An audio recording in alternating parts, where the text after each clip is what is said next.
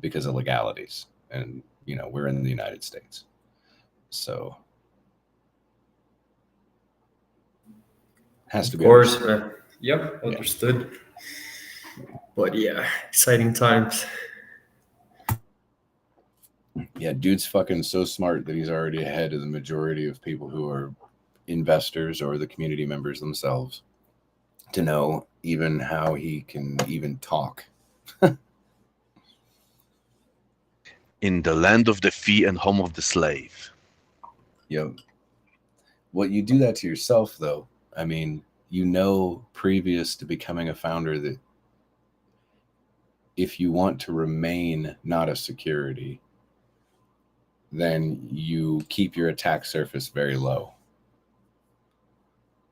right? Even in your public stance and in your actual digital profile, right? Like, keep it as low as possible. And then everybody's good.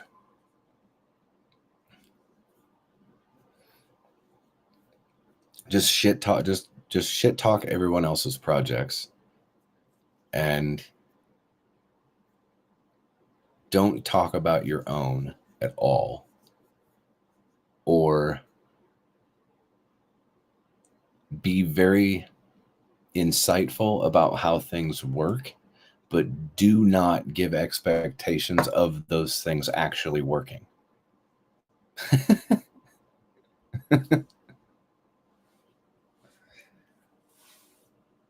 That's got to be tough, right? Like, at least cutting out like the middlemen of like CEOs, COOs, CFOs, all the other stuff, the development team, and cutting them out by having smart contracts that do all the work for all that shit, not having it not needed.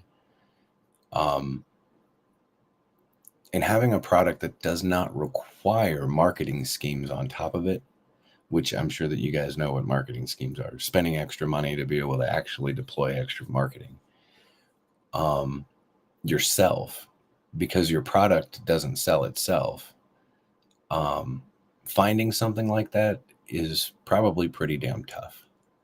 But for some reason, like, we have landed ourselves in exactly what I have described type of ecosystem. Like, and we know it because we've all been the marketers ourselves in some way or the other. We had to gather and collect information to be able to make these decisions on our own. And during that journey, you probably talked to other people and they thought you were crazy. And then after you did what you did and you actually did a good thing, right? Like, you were rewarded for it. And those people are still there and they start asking you questions about it. Now, all the education that you did for yourself to do the good thing, you now are like more than willing to just tell them about it because you got a good thing. Chances are they could have a good thing too, right? And you already know the education and you just tell them because it's easy for you now. When you were learning about it, trying to tell this person about it when they were shit talking or maybe even asking you questions and then you just didn't know, so it sounded too complicated to them. Now it doesn't. Now it's easier just through you. So it's powerful as fuck that you can expand not necessarily your agenda, but the I guess the agenda that was intended by the protocol to use to your advantage. Like, look, it's like super simple. Like, this is how it works. And then you just participate and then monitor the data that the community makes and then listen to the community when they're like, when like this certain thing is going to happen, like in hacks, like this big guy's going to end his stake. Like, you might want to get your dry powder ready because they might sell, right? Like, you don't you don't get those opportunities. Like, the guy may not sell, the guy may restake, but people get ready, right? They're like, protect the asset, shit like this.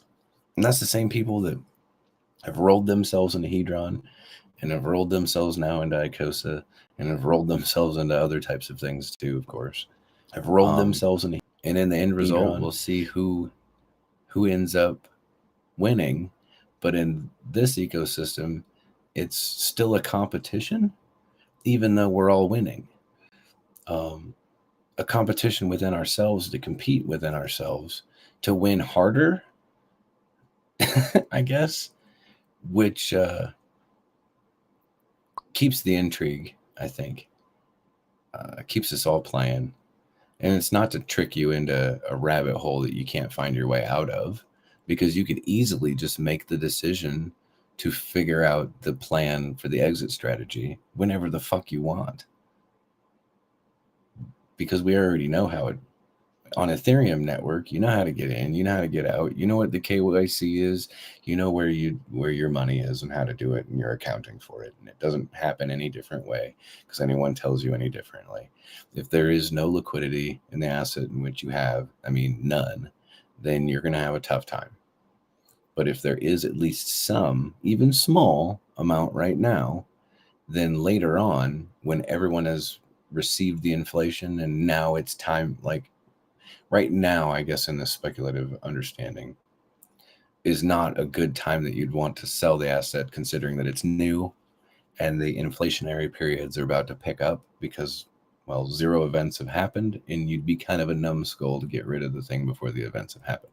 It's like those who've burned Wattses that wouldn't make any sense as to why they burned the Wattses, unless it was a benevolent type of thing or they were just dumb. I would rather say that it was a benevolent type of thing. So knowing that your yield's going to be increased later on, it make no sense to get rid of it.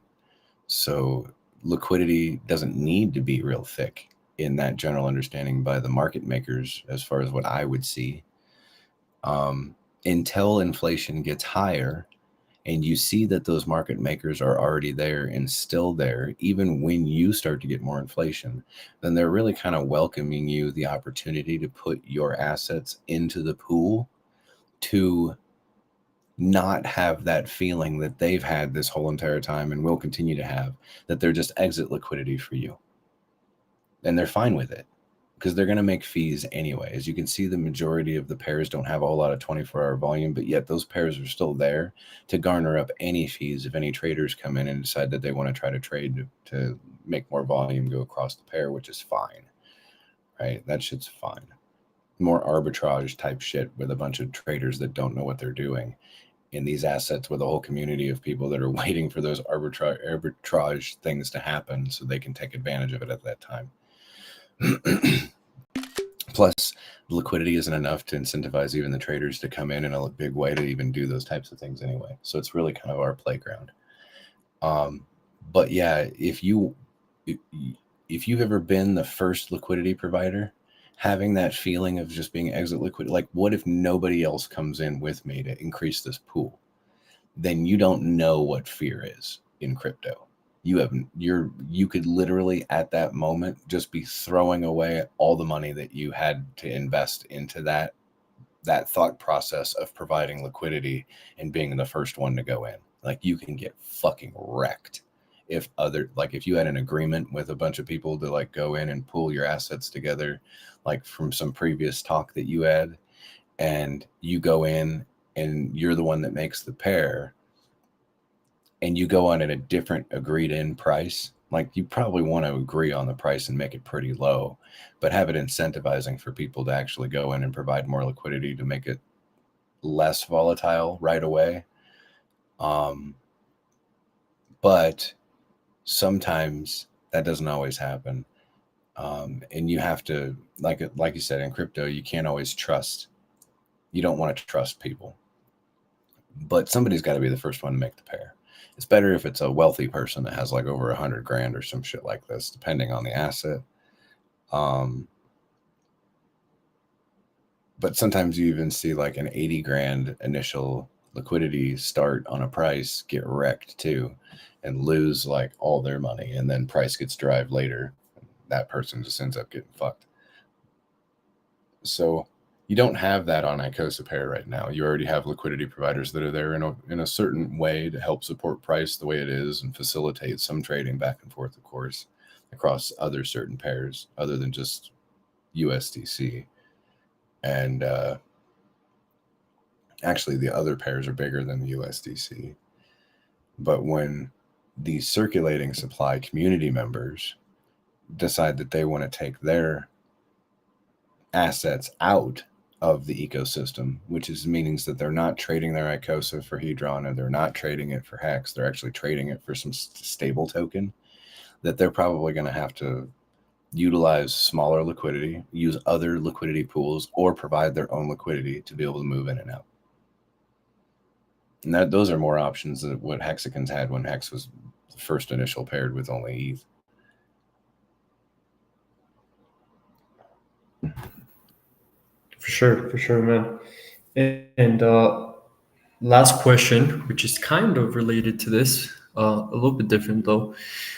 When Pulse Chain launches, do you think new users, not us, that we already have our stakes here in ETH, do you think new users will pile on to Hedron on Pulse Chain more or on the ETH side?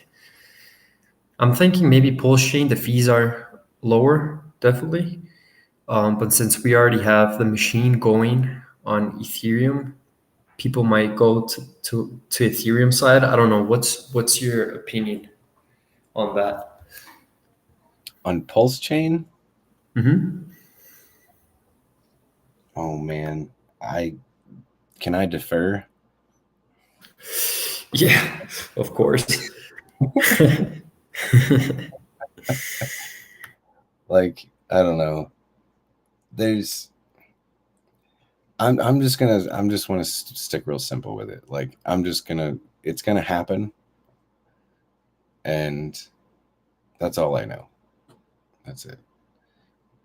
Like, there's so many things that can change and can happen between now and when it actually launches, and there could be so many things that are different and changed other than what we actually know as like what a general network would provide for its consumers. So they may be testing like different shit that we don't know about, right?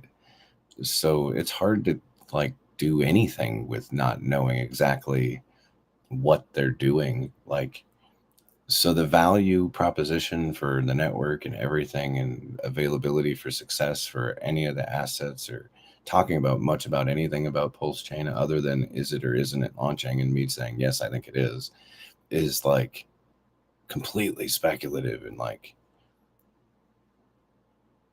maybe you just want to talk about it just to get some hype. Maybe that's what you want to do. Should I do that? Should we do that? Ask me different. No, man. Just I was But just curious. How the whole ecosystem with Icosa and Hedron might do on Pulse Chain. But man, you're right. I mean, it's 100% speculative. We have no idea what's gonna happen. You know, yeah, that's gonna be crazy too. I mean, We I do could know like, one thing. okay, yes, We know that Hedron was destined for Pulse Chain. You know, the fees are low. You can take low loans. You don't have to pay high gas. You can bid. You don't have to pay high gas. Everything is perfect for Hedron and Pulse Chain. I think that the majority, the biggest aspect of what will bring more people to it is just another bull cycle, because every single wave of people who get introduced to Hex, they will eventually get introduced to Hedron because it's intermingled like that, and it's just utility on top of something that has no utility. So bull markets will bring the people in, and it's just a matter of how strong the product is. That's how long it will survive, and the longer it survives, the more people will come.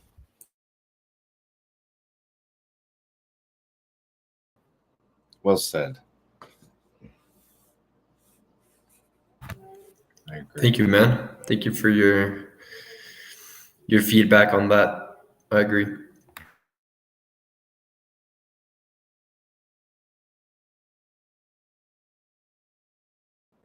Yeah, I mean, I would have to agree with the Hedron and the Icosa with all the buttons, right, and availability to do all this stuff is definitely designed for more or less Pulse Chain, especially like the liquidations too.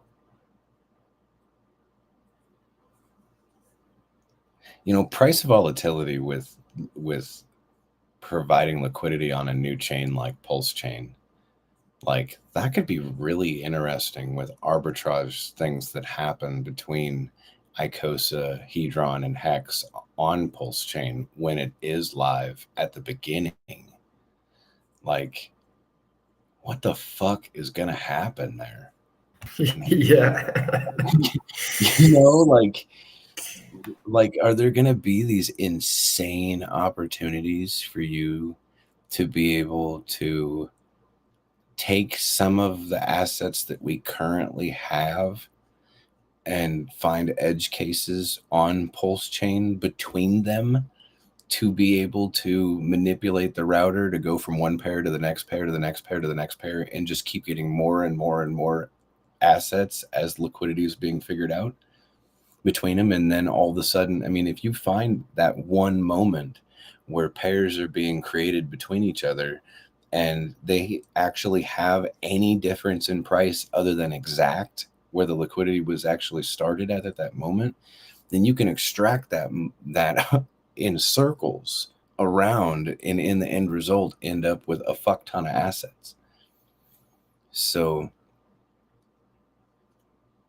if there's not a lot of liquidity, then like one circle around of some volatile movements would generally arb everything back to I guess where the liquidity would suggest that the pairs connected together would have that price go. But if there's a lot more liquidity that's in those pairs, then you might be able to have a couple of rounds to go, right? Or if you just wait for other people that aren't paying attention to that, just normally doing their buying and selling and trading based off of you just like made it look like you just sold a bunch of shit, but really what you just did is bought a bunch of other stuff and then caused for the price to move up on the correlation between the two and then pushed it back around to the other one after people took advantage of it. Like you waited like 5 minutes for people to just move some volume across the thing and then you went arbed across all three of them again and fucked the prices around and then pulled them back together again. Like the Uniswap front end, usually it tells you slippage on the negative side, like you're going to lose like 0.5% or 1% on the trade. But every once in a while, if you watch on these pairs, you can, especially on the higher end of volatility, when price is getting to that high point where it's about to get really volatile on the high side, that when you go into Uniswap, you'll see that sometimes you'll make money by doing the trade, right? Like you'll actually try to do like $1,000 trade or a $2,000 trade, and it'll tell you that it'll give you $2,075 or $2,100 worth of assets instead on the other pair. So of course you do that right away, right? And hopefully gas prices aren't at least $100 if that was the case. But as soon as you saw that, you do that. And then you notice that sometimes when there are multiple pairs that are together, that you could have changed the price of the other asset that you just went to, and also changed the asset that you came from. But in this third pair that's together in the triangle of it, it didn't have its ratio changed as the third asset. But since it's paired to the other two assets, it did notice that it had a ratio change between the other two. So since you went and lowered the one that you just moved to and then increased the one that you moved to, and this other one sees that in this pair that the one you just moved to now is a higher value, then you can get more extracted value into the third one. And then now the one that you originally moved to, which was your first move, is now still a lower value. And you increase the third asset that you outputted, like as if, let's say, I don't know, Icosa, then you can go right back into Hex again, right? Or your first original asset and end up with more in the end result. And it has higher liquidity, the original asset, right? It's been around longer. Has market makers that are already playing around in there. So there are certain edge cases where you can see those types of things, but it all depends on like where the price is going through the liquidity to cause those volatile things for it to actually show you a green slippage as opposed to a red one. And also that perfect moment where all the pairs have that high volatility moment there too, where when you go from one to the next to the next to the next, and however you decide to play it, you can cause for volatility. You can cause for two of the assets to be volatile on the high side and one of the assets to be volatile on the downside. So you can actually play the liquidity. Like, let's say Hex was volatile on the downside, but the other two were volatile on the upside. Then you'd be able to utilize the other two assets to be able to pull the price of the original asset through all that bottom side volatile liquidity into the thicker part of the liquidity where it wasn't volatile anymore, where there's less slippage, and then cause for more fervent buying behavior to happen in the thicker part of the liquidity without actually even yourself using any volume on that particular pair. Depends on the size of player that you are and the pools that are there and how new that it is, also how much weight that it currently carries.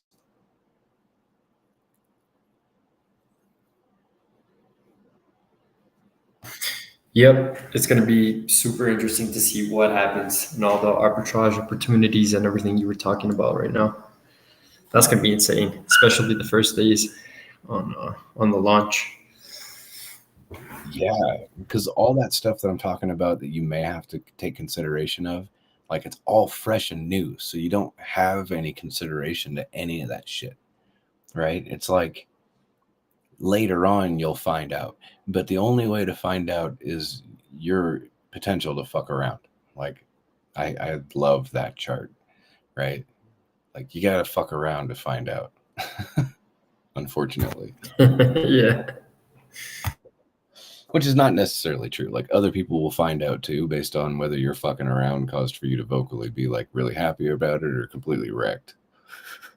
Yeah, for sure.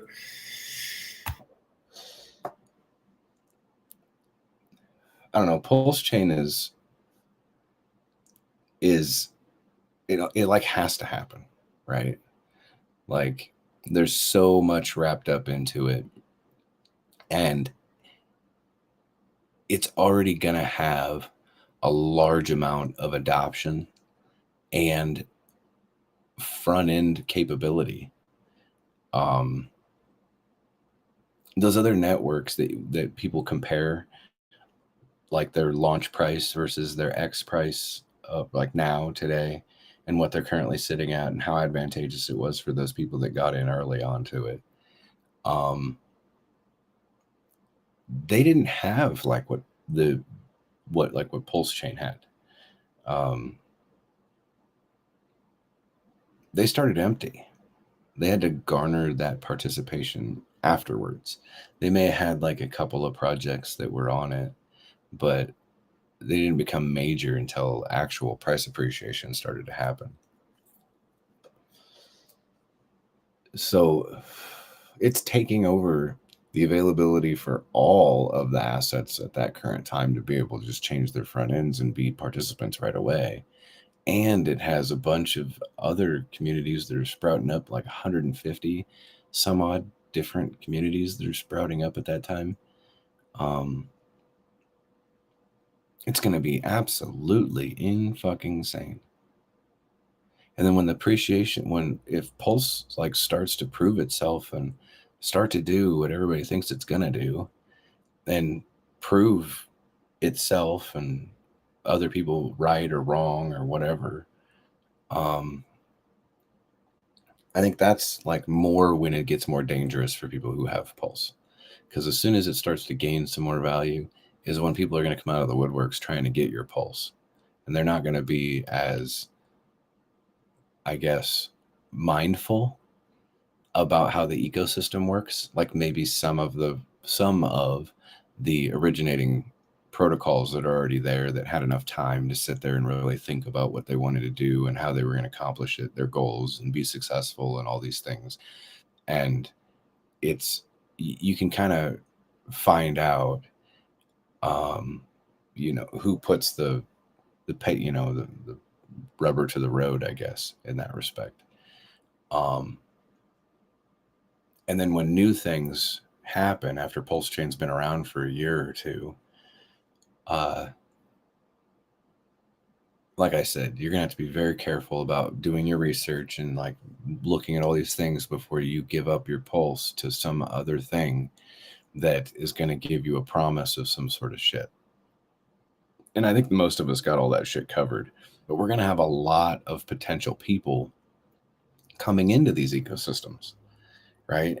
And it's going to take a lot of us with the knowledge to be able to understand their position without knowing their position, right? It's just going to look like some new person that we're not used to seeing, right? And I guess a good point of view that I got from a good friend of mine was treat everybody like they're God will, right? And I guess in a certain sense that is important. But as I always say, I usually treat people like they don't have any money, right? And what can you find of value by listening to a little bit of commentary based on if you didn't have a whole lot of money, then how can you still gain the advantage by utilizing the protocols to the best of its capabilities to give you that advantage? And then you can build a portfolio where after a certain period of time, just because of your involvement, you're now one of those people that made you worried at the beginning to even be involved in the first place. Oh, it's scary. People already have a lot of assets, right? And you just don't see how you can compete. I get that a lot. Like, oh, there's so many big players. Like, why would I get involved? And you have pretty much have to explain how everything works to them to really wrap it around their head that it's designed for new people to come in over a period of time anyway. And it incentivizes them as new players to continue to keep playing. Just with Hex, it's already designed that way. So the rest of the protocols inherently are designed to facilitate the same needs, right? Which when you get into Icosa, it being newer, it just becomes a little bit easier to understand, you know, that you could put in less dollars, get more money, get more Hex, get more T-shares into story. That's just pretty much the way it is right now. The arbitrage transactions that happen between Icosa and Hex, like it's working, like people use it, people win from it, they make HSIs, they dump the thing, they get rewarded in Icosa, they can sell some of the Icosa across the amount of liquidity that's there. Then they can increase their staking pool to get more Icosa in the end result. They can go get more Hex right away, keep building onto their pool, take advantage of the next time that the arbitrage is there. Like what Crispy had just mentioned earlier about the large arbitrage that was at the Hex Icosa pair earlier and was utilized.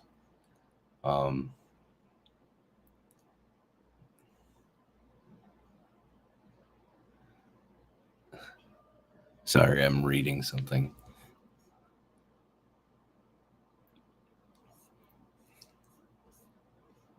Would say on the liquidity part to the left of the line, or buy or sellers left of the line. What do you mean left of the line?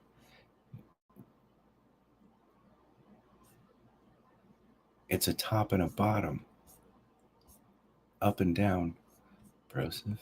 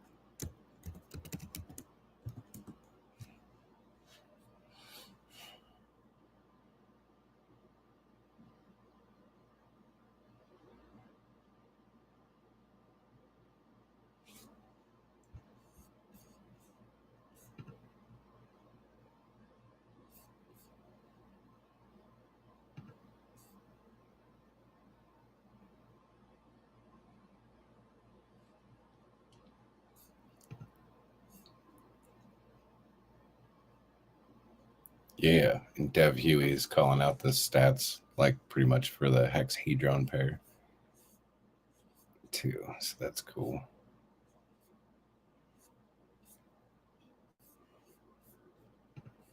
I'd have to look at the liquidity to actually see what it supports, but it doesn't really matter.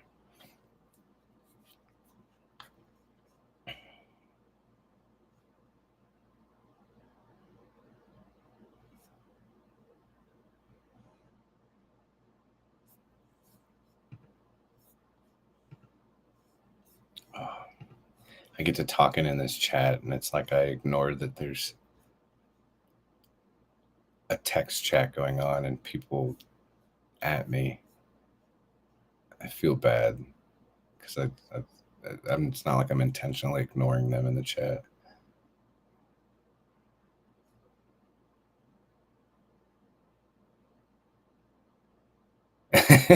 Somebody's asking me what that indicator is of the chart that I posted.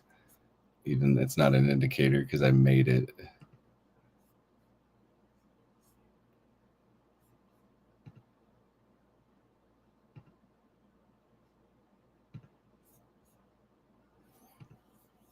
You'll have to come up with a name for it then.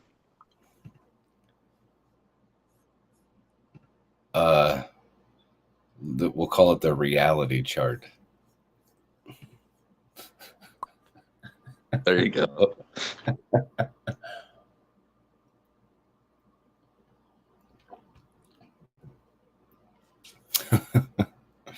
It should also like have like a RSI channel that goes through it too.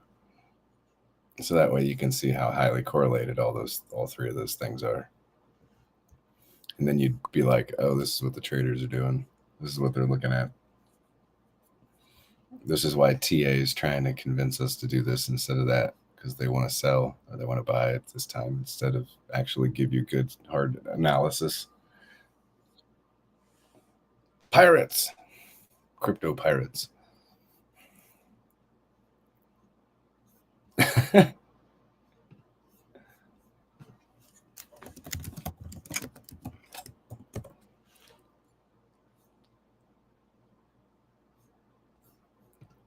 Crispy got rug pulled.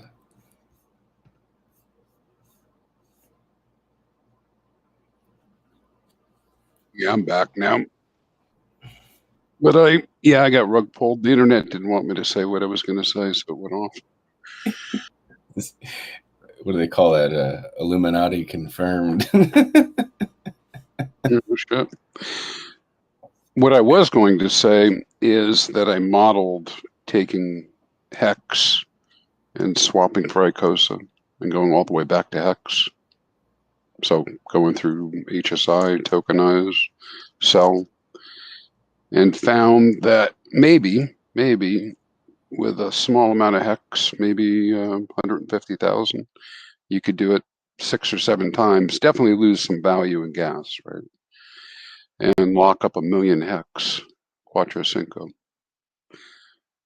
So if somebody was benevolent and wanted to spend maybe $250, at that level, they could lock up 1 million hex by doing that process and feed the entire system. It was kind of an interesting game theory concept.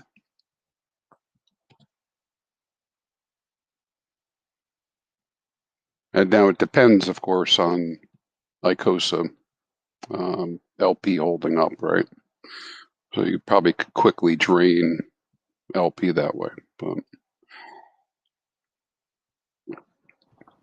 yeah, unless you are able to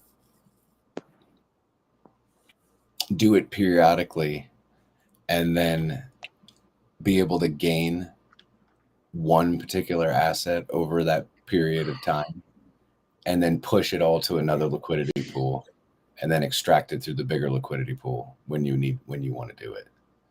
It might be like a different tactic. It might take a little longer, but while it's so early and people don't have the opportunity to have the liquidity, it might be a tactic that you'd have to figure out how to play. yeah, Yeah. Well, I wasn't looking at it. I was looking at it just from the game dynamics, not from a make money perspective. You know. Oh yeah, those game dynamics are facilitated by the make money people. Yep. Yep. For sure. And I'm not even one to usually go through that type of trouble. But it is fun to know how to take advantage of those things and go on to testnet and really get a bunch of free tokens, which is fun to do. You know, Also, what fascinates me about it is, so if you're leaning towards being a hex maxi and you believe that locking up more hex quattro cinco is good, it's kind of interesting that you could facilitate that, right, and just keep doing it. yeah, for sure. Absolutely. Until the share rate moves to so far ahead that it kind of, you lose that incentive because your borrowable amount is going to be harder to get per T share too. Yep. You could even maybe do it in slow motion, you know, because I have found, I'm not doing this, by the way. I just was like trying to figure out how it might work. I might test it and see. I mean, I've tested doing HSIs to sell back and gone through the whole process, but yeah, the idea that you can lock it up bodes pretty well. And then you know, my experiment with taking liquid, because I don't, you know, this will sound funny, right? You'd think I could get my head around all this stuff, right? But it is a complex system for sure. And going through the process at first, I think a lot of people do this. They look at that. Well, if I swap liquid in, and I immediately go to Icosa, I don't get much benefit, right? I mean, it's pretty close to, you know, a net sum, you know, net zero gain or loss. I mean, so, you know, you can definitely lose a little bit for sure. But if you go to HSI earlier, what I'm finding is that my HSIs are maintaining a little bit of a premium over what the current ceiling price is, or what the current Icosa price is, which I found interesting. So let me translate that to better English. I took liquid hex, made it in HSI, and by my calculation, I'm up 7% over what I would get if I had just left it liquid. If that makes sense. Is that because the amount of capital needed back then when you made that HSI had a lower share rate, meaning that you were able to get a higher T share rate, which means more of a borrowable amount on that HSI at that time? Yes, 100%. Yeah, that's what. And yeah, and you would think since I work with the T-share freaking number every day that I would know that, right? But it's not obvious. Right. Maybe it's obvious that we're saying it now, but it wasn't obvious to me. So, Right. So don't listen to anything I say. Well, when people were asking if I have days that I've completed on my stake, am I credited through the buyback to get Icosa? And I was like, no, you're not. However, and then pretty much explain that same thing to them. And I was like, because like then the only way really that you gain an advantage by making the hex stake the HSI earlier was that the share rate was lower and it required less hex, which was less capital at that time. The price really hasn't moved a whole lot. at that time, which actually price I think was higher than like when it launched in the first place. In February. Jeez, it's been a while. Yeah. And it's almost been a year. Wow. Crazy. Yeah, I can't wait. We need to get some more days under our belt. Yes. Because then you can start looking at more of a higher level of moving averages and whatnot. Like I use the 350-day moving average for a lot of things, so I need 350 days. What are you doing it on now? A 50-day? I just let it run. I'm looking at the 111, but yeah.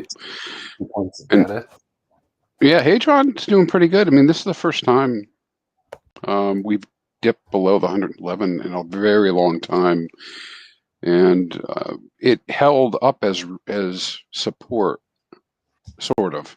I mean, we're just below it right now, but it bounced right back up to that level. Yeah, that picture of where the liquidity is at that I posted next to where the price is at shows where the bottom of the support is for the price right now anyway. So like pretty much right on the money. Yeah. Where the support was at before, the liquidity is still sitting in the same position. So it and I'm talking for hex, right? And since everything else is attached to that, what happened was with hex, this recent thing, it was a shark of hex that dumped the hex, so everything attached to it was correlated to it, went with it, and then the rest of the markets just dumped recently too with Bitcoin and Ethereum, so it kind of hit us again. So that's why you got to see two very clear wicks to that same price point, was because that's exactly where liquidity ended at that price, and it still sits that way. Like if somebody sells again, they're going to find out that wick gets put right back at that same spot. So be careful. We're at the bottom side of volatility.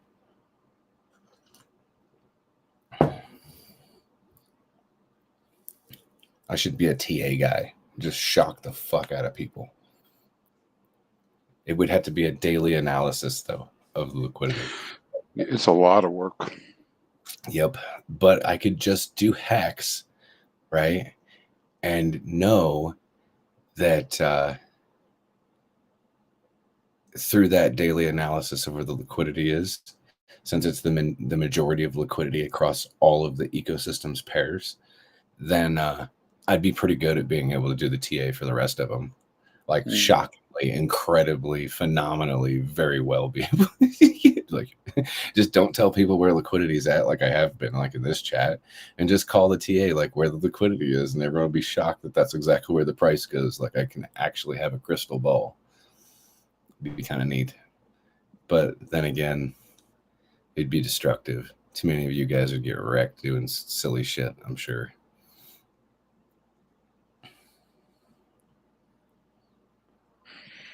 Yeah, I use I'm pretty crappy at TA, but I can follow trends and momentum, okay, and I certainly can look backwards and see data, right? So it's easy to be brilliant when you're looking at what already's happened. But I use those numbers, the moving averages, to kind of get an idea of what's going on with the market, and it is they're pretty strong predictors of tops and bottoms. Tops, well, at least cycle tops, it's close to within a few days, that you can really see that the top is in. But bottoms, cycle bottoms, it takes maybe a month or 2 months to confirm, it just takes that long to get out. To have enough time behind us to be able to say, yep, we confirmed, but by then it's already 2 months, 2 or 3 months that you're already going sideways and up. Very, very interesting. That's why with Hadron, I'd like to see us get to the 350 because I only have, on the day charts, I only have the 111 so far, and it's all based on Fibonacci stuff, right? So Yeah. golden ratio stuff. Well, I mean, it makes a lot of sense to me to be able to have at least like a Fibonacci thing for support, right? On understanding where like significant support levels are through the availability of curving that chart, right?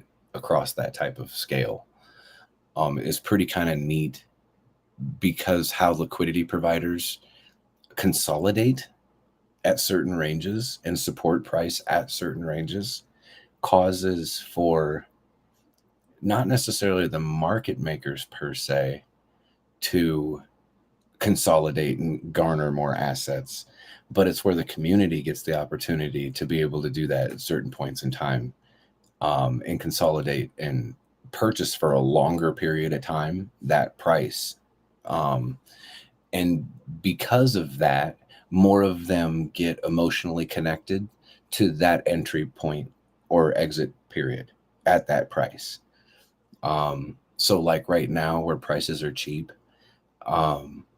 it's probably easier to be able to get more people connected while it's going sideways, like the 3 cent hex forever, like used to that and connected to that. So the next time if the price does go up, and everyone that bought at 3 cents or Hedron where it's currently at and it goes up, then they're going to be connected to maybe even defending that 3 cent price because they bought there before. And if because price went up, they were like, I'm losing my DCA power in this. So they psychologically might be tripping themselves out a little bit. So they're like, well, if it just goes back down to 3 cents, then I can buy again. And it looks like a definitive like point where psychologically the community at least is defending their own entry position, right? So that Fibonacci thing can really kind of like point out how the community responds to certain price points based off of where the liquidity providers are actually garnering the allowance of price to derive at that location for that period of time. Does that make sense? Yep. There's some stickiness. The longer we're hanging around a price, the more stickiness there is to that price. Yep. That's when you look at the Hadron price now, and 3 is definitely now. You're also saying that that's around where the liquidity places it as well, but 3 is definitely a point, that range, a little bit below 3, 5 zeros into 3. We've got plenty of history, at that level. Doesn't mean you can't go below it. It just means that it's likely to be support, or if we break below it, resistance. If we break below it right now, from what I see, it's highly volatile where there are no market makers supporting that price. So any amount of buys is just going to push us right back up to the current price that we're at. Mm-hmm. If it does get pushed lower, until market makers start moving their assets down to support the price, then volatility will slow down from that point on Hex and in Hedron. Yep. But it'll allow them to go down if they do move it down, and volatility will slow down in those areas. But if they don't move, then we're just going to have this choppy spot until some event happens that starts pushing all the pairs up again. It could be liquidation stuff. It could be all sorts of reasons why the market makers are like, we're not selling cheap Hedron right now. I don't fucking think so. There's so many reasons why as a market maker you could be like, well, soon, depending on their availability to be able to get more assets to sell after they've had their first selling spree, the market makers themselves, right, to set assets at a certain risk range to allow for thickness to be at certain areas. Using V3 is technical and difficult to do and manage, but can be done. One individual can have multiple ranges is kind of what I'm saying. So if you got multiple market makers all doing the same thing, and that's why they use V3, then they are trying to manage their risk. But the one thing that they're not going to do is, during especially an asset like Hedron right now, have an assessment of value lower than what they currently are right now, where these support, like you said, through the history of the support at this particular level right here, would mean that there's enough people that have a relationship with this particular price where they're going to defend it at all costs. And the market makers happen to probably be the majority of those people. They probably bought at some of those lower prices and would absolutely prefer for Hedron to not have the availability for people to buy at those prices again, so they won't garner that lower price anyway. Mhm. It's kind of a little bit more technical. I guess I would have to think of it like a little bit more technical, the thought process of how long-term market makers would think, I guess, because they were never really speculating. They were over that, right? The reason why they started at the very beginning was because they were like, if the asset goes to nowhere, then no big fucking deal.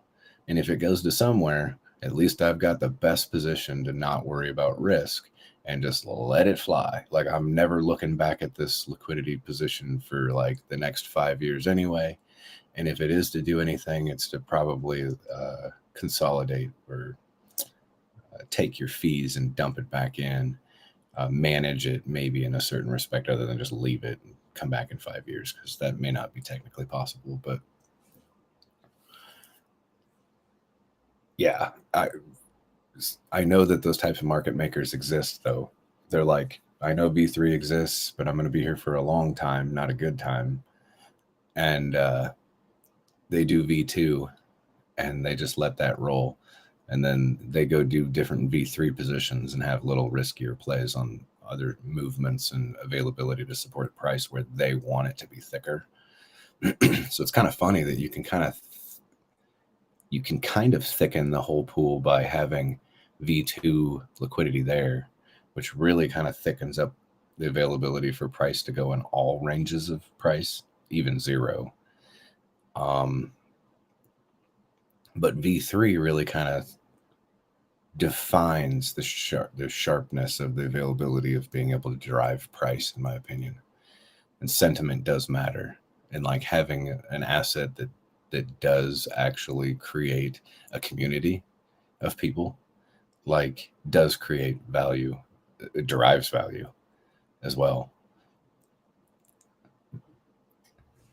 It's got to incentivize everybody. Everybody's got to win, right? The market makers, the investors, the traders, the founders, the holders, everybody's got to win, right? And so it's tough. It's tough to do that. And usually for lots of people to win, somebody has to lose. But if you have a benevolent type of behavior from a different source that's not normal, then it kind of turns a lot of that understanding on its head, like what you can do with that type of capability to be like the benefactor of your community, to be able to provide like these assurances without expectations, just based off of actions. And it's just kind of like, wow. When you really wrap your head around that, it's a lot of the worry about speculative bullshit and the reasons why some of us just laugh at the FUD, because we're like, not again. Like, really? Like, people are falling for this shit again. It just kind of goes away, right? And like I said, it's the reason why we're laughing, right? You don't need to know whether some of the stuff that's said is bullshit. You just are waiting for someone to come out with a smoking gun as the reason why it's bullshit, because you didn't even consider it. You already knew it was bullshit.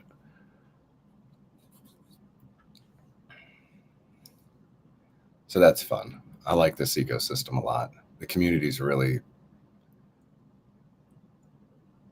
intelligent and pays a lot of attention to what's going on. And I think it causes for a lot more community members to be like inquisitive, right, about stuff, and know that they don't have to be afraid to ask questions, because they think that it's stupid, but in reality, like, that particular, what they thought was minute question could be like the leading cause as to the reason why they found out why a lot of other things work and how it's connected to some other shit. And actually probably was a golden nugget of theirs, that if they just would have looked at it and took some of the dirt off of it, that it would have been a big nugget instead of just maybe supposedly something that could have been something. Like people that are fudded out by the OA, but it don't really realize, without having time in the market in the OA's ecosystem, that the OA has never done anything that you would even consider not good for the community. Every move that it's ever made benefited the community, and I know I was one of them. Like, they got benefited multiple times by the actions of what the OA has done. Like providing liquidity in some senses, right? Allowing for price to appreciate, defending the price in certain areas, and multiple other things that it was able to do as a tactical positioning to be able to assist the community and being able to be millionaires in the first place. So you get that wrapped around your head and where you're at, and you see the potential growing, because I mean, shit, the holding community in the last year and a half went from like what 100,000 to like 300,000 or something like that. Crispy, some shit like this. Don't you have those stats, or don't you know those stats? Yeah, we have those. Hold on, I'll tell you. They've gone way up. Yeah. It's insane. And like, obviously new people coming in, like, they're not going to have a relevancy to like how quickly the community has grown so fast in such a short period of time, because they just see the numbers for what they are today, and they're going to have a year and a half go by to make it relevant to them, I guess. But 2 years, I guess. God, it's hard. It's been 2 years. Coming up on 3. Right. Jesus Christ, man, I'm getting older too. Yeah, I'm a little, probably sound a little strange, but I date things by events, and I think back to what I was doing 3 years ago, 5 years ago, and it kind of helped steady my mind. Some of this stuff didn't exist back then, and so it's amazing what could be accomplished in a short period of time. Because it feels, in the moment, it kind of feels like, oh my God, we're never going to get done. Nothing will ever happen. Yeah, I mean, I almost forget that the pulse chain sacrifice was in July of last year. Yeah. Yeah, so we went up from holders. These are addresses that hold, not necessarily stakers. We went from 278,000 holders to 313,000. So that's a pretty good jump. Now, that does include all the dust and all that stuff, though, right?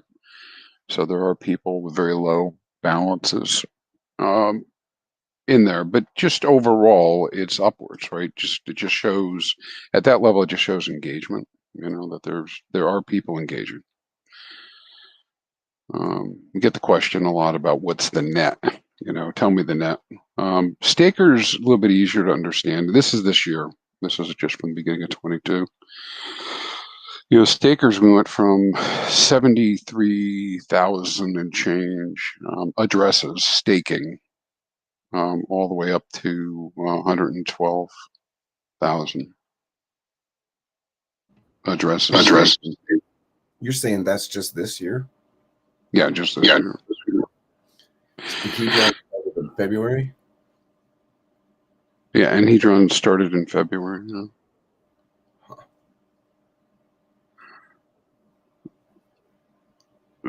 So clearly, of course, Hedron definitely affects those numbers, right? Because every HSI is a new address that gets staked. Oh, individually. Huh. Yep. But that's always been a spotty discussion anyways.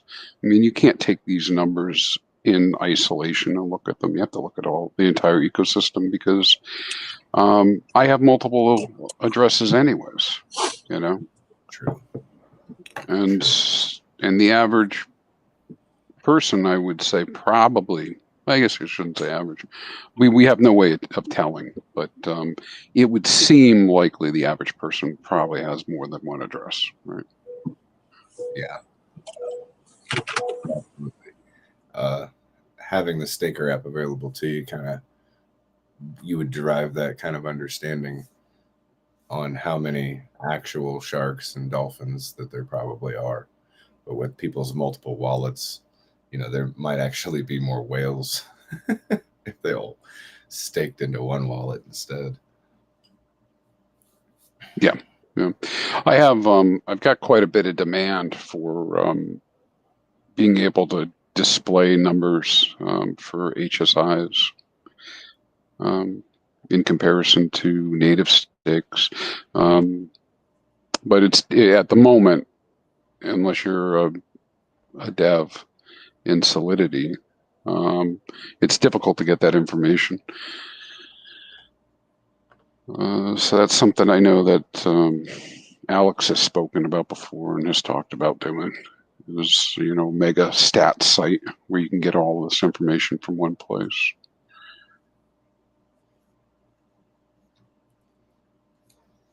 Yeah, I guess we'll just have to see about that. Yeah, well, his data, the thing he posted a couple days ago, appears to me to be what he's building in Subgraph. Yep, that's what it appears to be. And then with Subgraph, what that means is that anybody who has the ability to do it and access to do it would be able to go pull that information. It's a nice, consistent methodology. Yeah. So looking forward to that.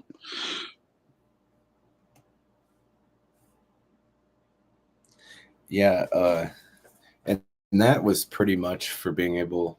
What he showed was the call for a lot of the information that you'd need for just the auctions. Yeah. And so that isn't going to include, as far as what you could see, what he showed everybody, the entirety of the availability of information to call. So Right. I inferred some things from looking at it. What's there, because it looks to me like from what he had posted, it's being called hex stakes, and so that may be the full hex stake data, because he's also got a flag on it for whether it was minted or not minted. Mm-hmm. So maybe, who knows? We'll find out. But yeah. There's, I guess the point I was getting at is, I'd like to see a lot more data.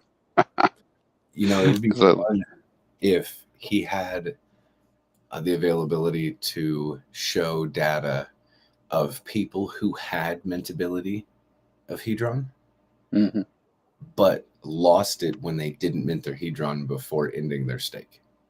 Yeah, that's a fun stat. I'd like to see that, because I've done that myself, stupidly.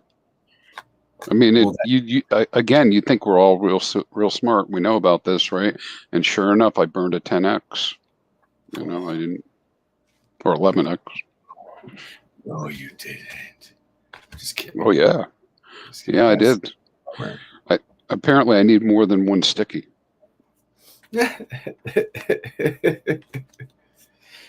Hell, we were.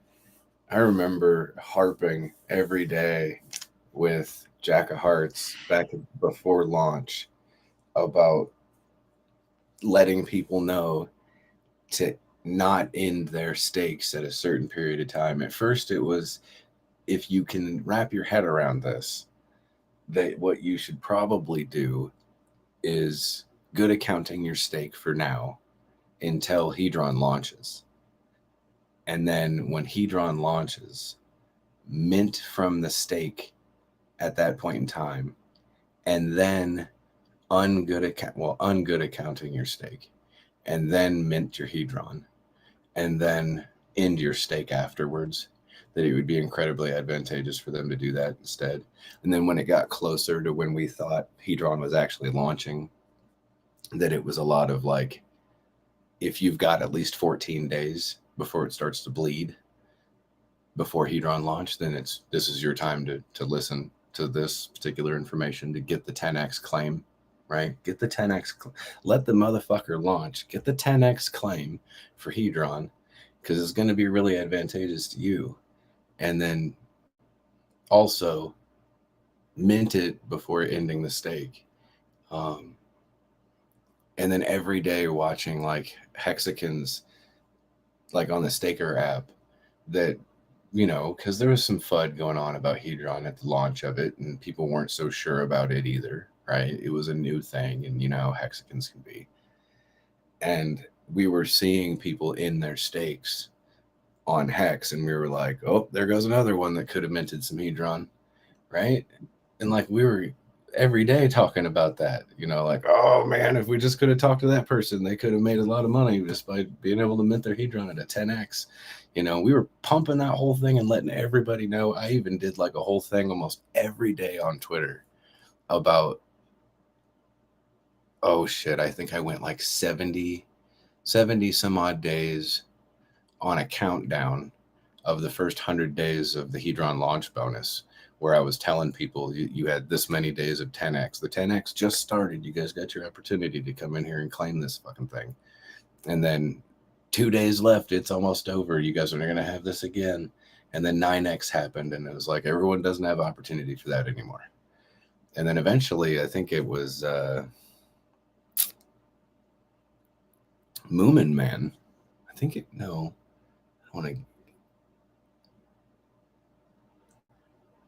was Moomin that did like a stat chart thing of like everything that was coming in, like every week or every day he did a different daily thing that we posted, and that was pretty cool.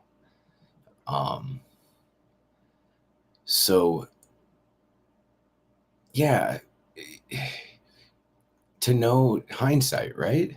Hindsight. That it's obvious now that from the beginning you should have done Quattro Cincos at 10x.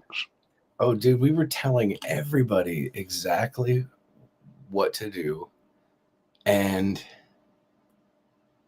it was, I do like that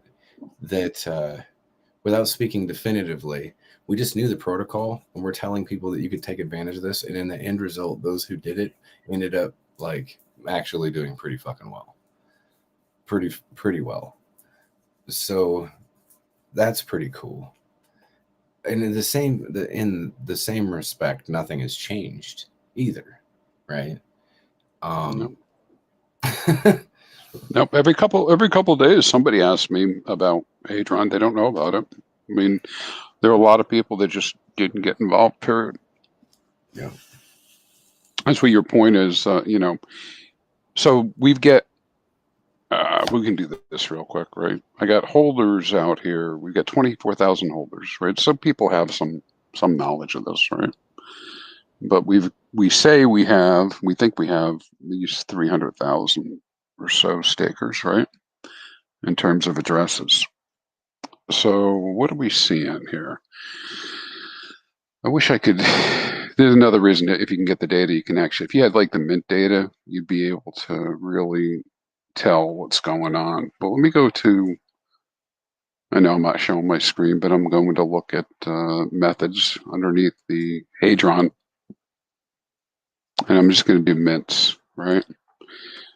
And we'll do mint native, right?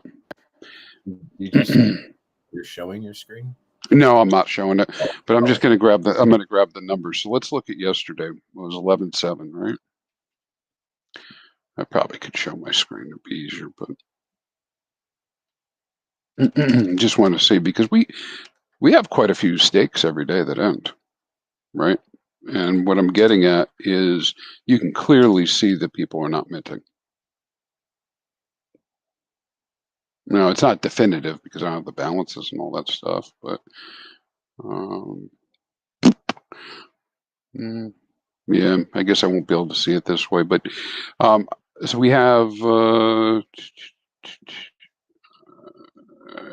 guess I ended up with 2 dates. So the Hedron bot channel, I think Yep. Alex made that channel, and I think that's his bot that pulls that information. Or it doesn't. Okay. I believe so. He made it pretty much so that you can. I don't know how you pull that information from this chat to be able to correlate the information as far as the 69ED buyback function being used versus every other address that comes through to give you the information of how much Hedron was minted or borrowed, because it tells you all of that. Yeah. I mean, he's grabbing those. Yeah, he's grabbing that. I'm looking at the bot now, the Hedron bots. Yeah. So we look at the 6th of November. So we did have over 2,000 mints of native. But sorting out whether or not those are from existing stakes that are ongoing or whether they're ended stakes is what I'd want to go after. I'd want to know, of the ones that ended, how many people minted before they ended, which is your question, right? Yeah. Because in comparison, if we look at the number of hex stakes that actually ended, let's go look at 11.6.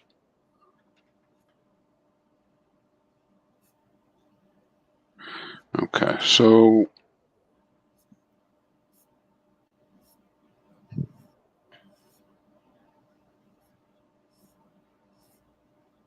in 11.6,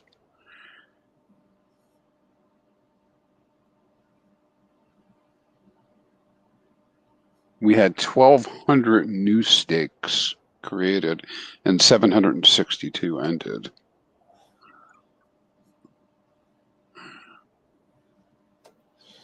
Well, people who make HSIs probably, and I'm just going to guess, but this is probably more correct than just a guess. But people in the Hedron community are more incentivized to make 5555s and use HSIs to make longer term HSIs because they have options to do other things with it other than speculate just on their time, right? They can if they would like, and they know that they can if they'd like, and still use the protocol the way that it was intended. But they have all these other options to do other things, and they can do all of it also at the same time, all of it, if they'd like.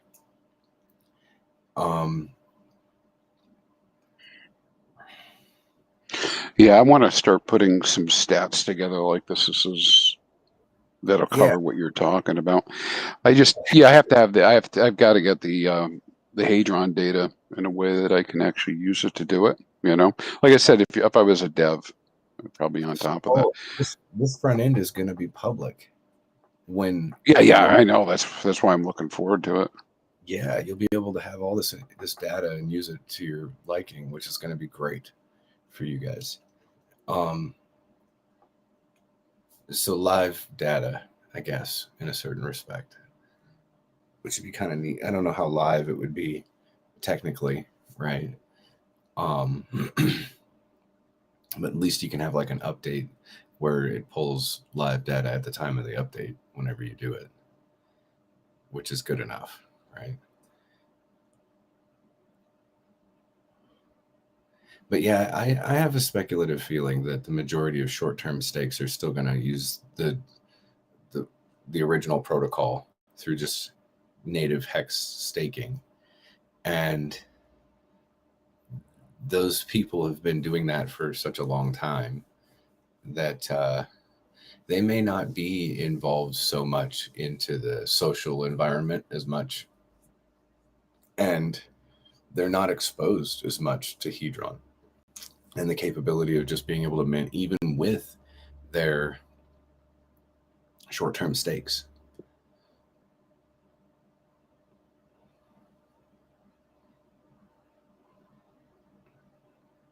And I don't know if that would be maybe it was something that was more advantageous to do while there was a 10x and you can just make them. Like if you were a big enough hexagon that you could make a 10x throughout the 10 days at the first day and make a 10-day long stake. Or, and then just ride out the bonus multipliers throughout that, but still only make them short term, and then maybe have minted Hedron then and just were part of the dumpers back then and just using some of the liquidity to maybe buy more hex to build a bigger position, right? Because the share rate might have went up and the Hedron that they got, they could have countered that, I guess, right? But you really don't see that. And if we had data to suggest that that was the case, it would be kind of neat to see the flow and the follow through of those types of things, right? Everybody could have a visual aspect of what Silver the Antidote sees in his brain when he scours through his bots on the blockchain.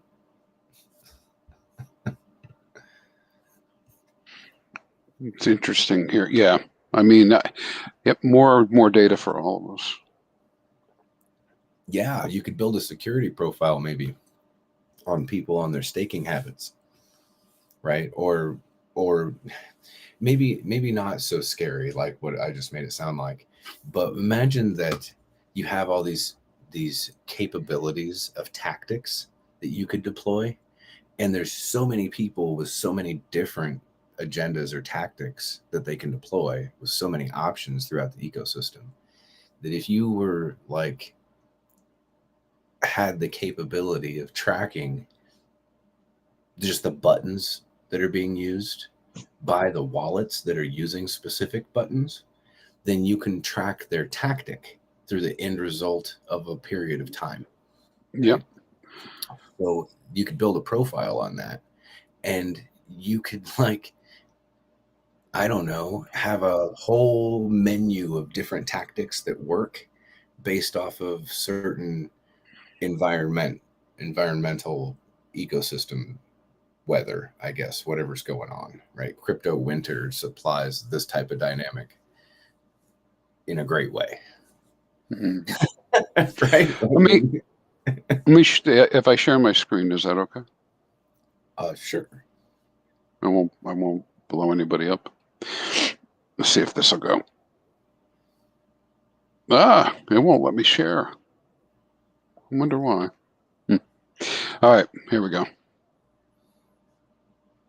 So just to your point, I would love to be able to create an automated psychological profile to hex stakers, just like you're saying. It'd be pretty cool to kind of figure that out. So I went to look at all the stakes that were made on the 7th, which would have been yesterday, and I did all Quattro Cincos, and just took a look at that. It's not as much as I really would think it would be, you know. I might be missing a few on this because I have another filter, but there's a pretty good amount with some pretty good amounts of hex. 300,000. That's nothing to sneeze at, right? Right. So I would bet you that these big ones are probably HSIs, right? probably. But I think we might be surprised at what the number is. I mean, I could hand check them. I mean, maybe I'll do that for this batch to see how they were made, and kind of go through. But you see the number drops down pretty good, all the way to the point that you start getting into some really weird stuff. Like, who is staking Quattro Cinco for 100 hex and why? Matty Allen. Maybe. I mean, hey, listen. If it's going to be $1 million a hex, I like that. But I don't get it, because I know that obviously we're way underwater in gas, right? No matter which way you look at it at the moment, unless we get to some crazy high prices. But you see this quite a lot in the system, all the way down to tens and ones. Weird. And the zero isn't actually zero. This indicates that somebody's using a contract where they're interacting directly with the contract to go stake less than 1 hex. So they're staking hearts. I've done that before too. You can go in there and do that. Because the front end's smart enough to tell you, hey, you dummy, don't go so low. But people like to do some testing and whatnot. So I did some testing on this to see whether or not, if I did a really, really, really small stake like that, would it affect T-share rate? Because,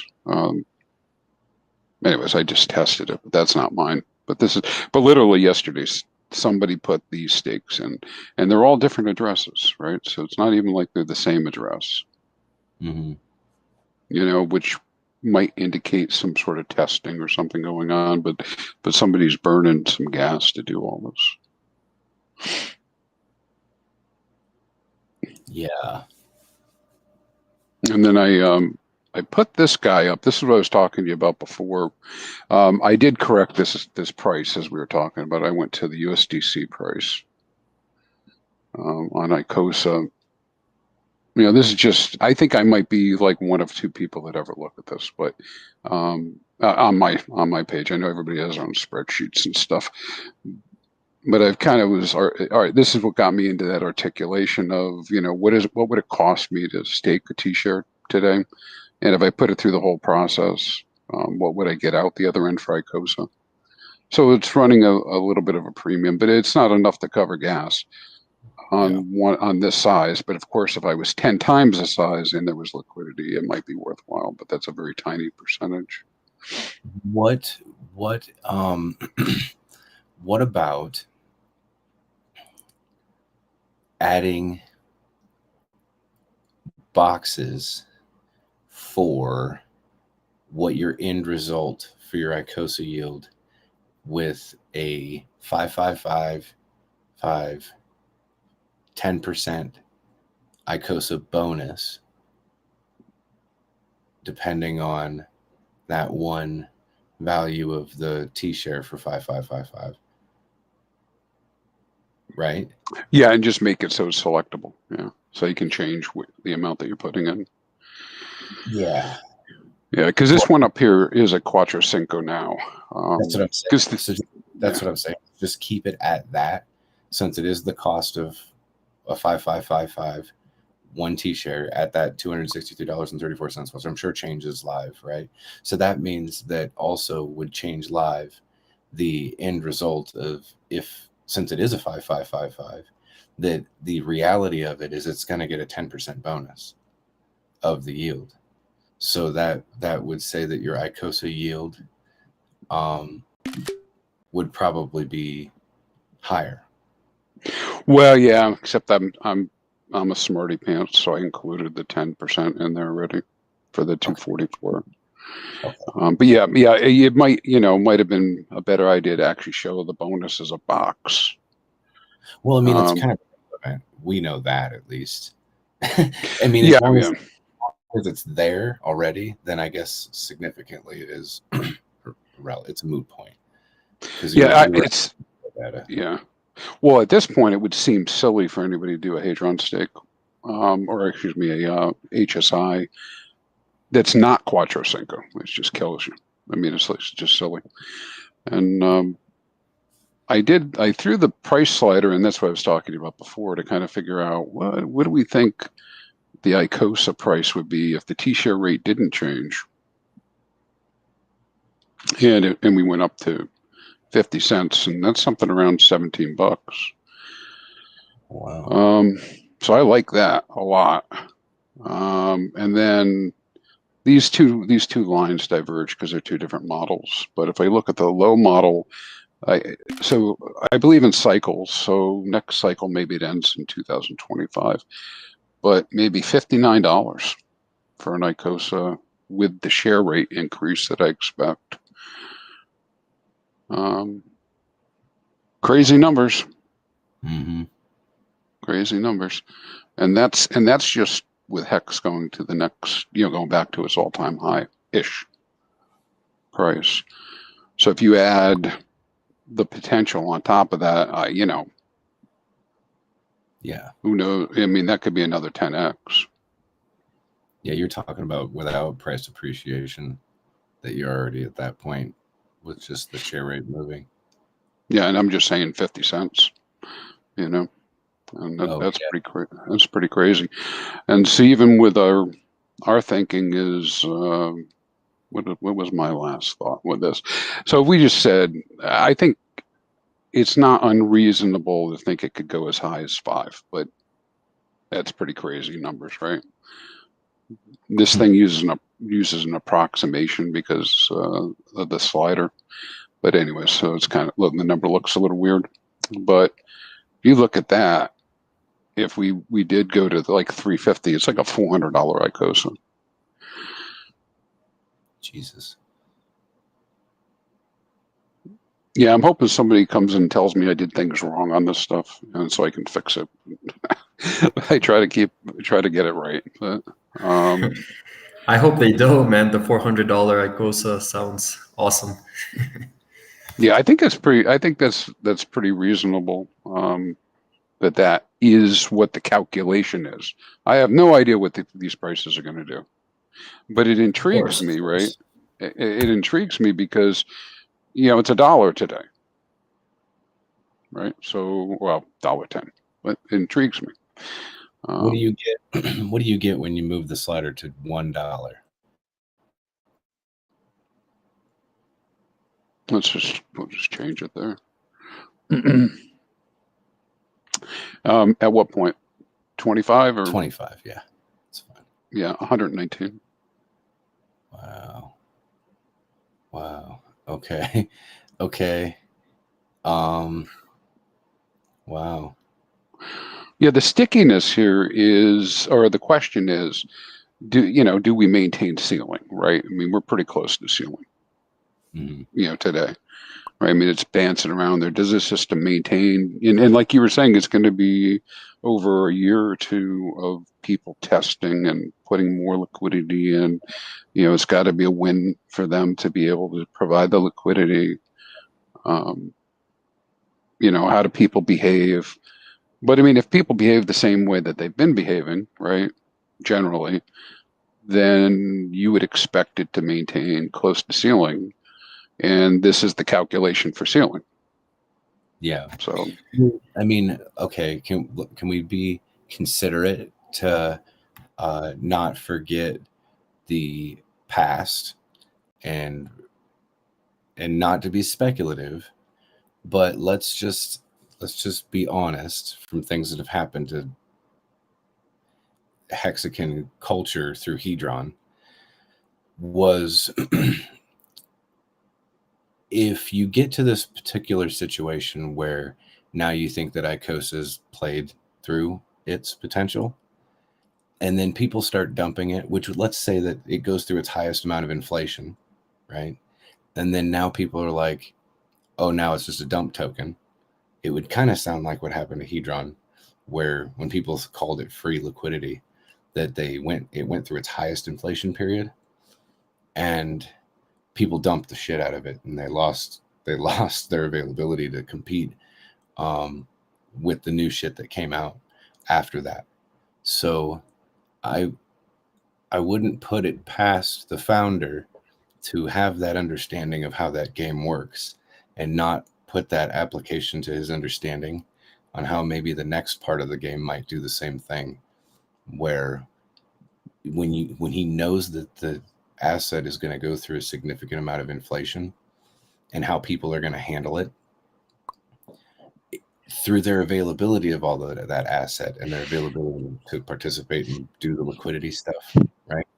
And Yep. stake and do all this other stuff, will garner the understanding of whether the community finds an availability to drive those prices at those ceilings or not, which I think that they will.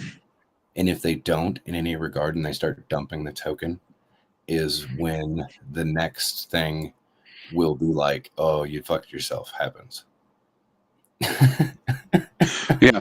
Well, what you'll see when that, because that is going to happen, right? I mean, let's be real, right? I mean, I know that is going to go up and down. This is not a price chart.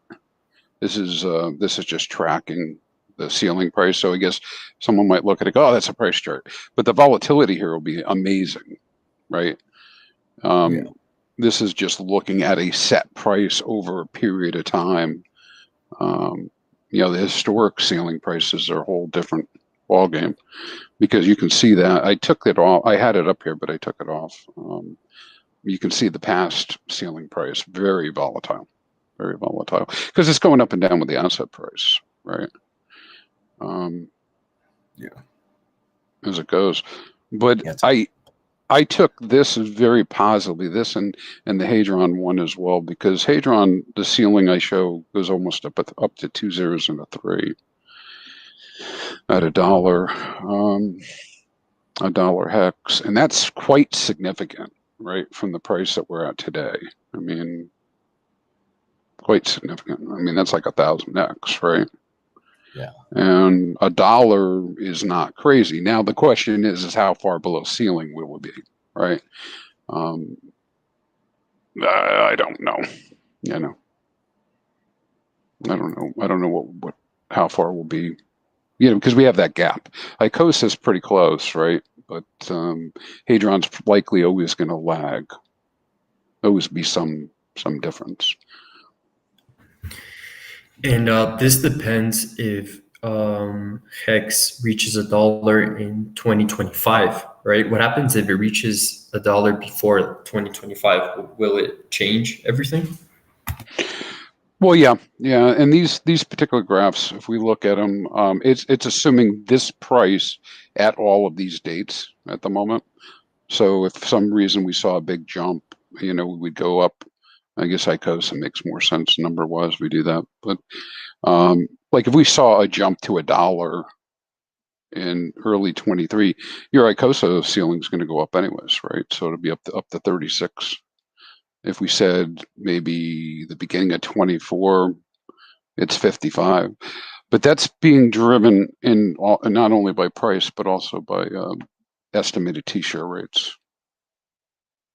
Because the share rates are going to go up as well. Mm-hmm, mm-hmm.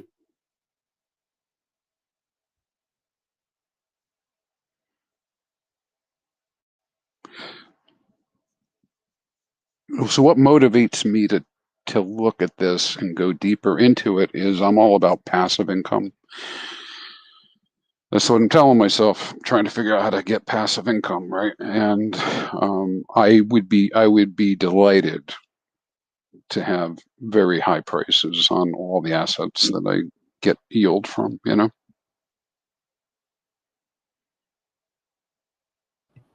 sounds like a pretty good plan to me. Yeah. I mean, simply stated. But the way that I think about things, I need, if I have a certain amount, if I have a certain dollar figure that I need on a down cycle, a certain amount of yield that I need on a down cycle, then what I want to see is 30 times that that number at the cycle top. Because my thinking is that when it comes down, which invariably will, to another low cycle, it's going to go down at another 85, 90%. And I want to be in just a little bit better position. And executioner, you were just saying that a few minutes ago with cycles, In a working system. Go ahead. Go ahead.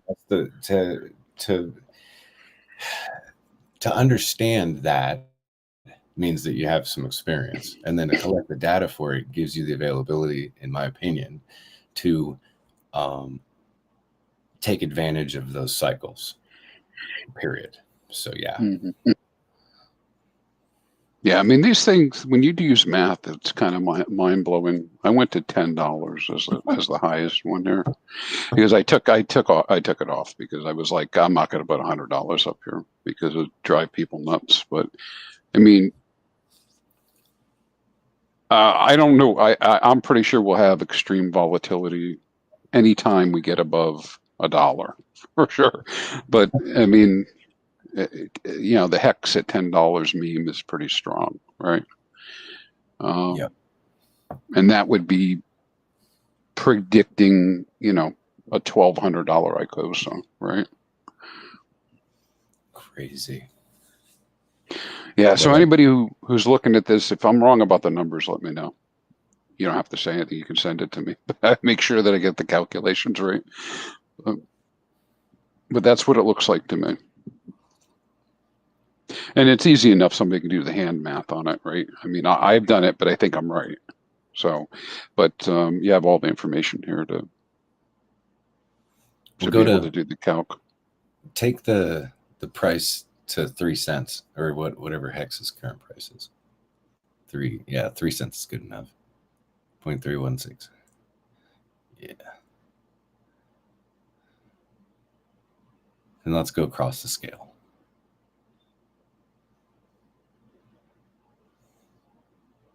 So it puts the Icosa ceiling right around 106, because I went lower than the number. But, what do you want to say?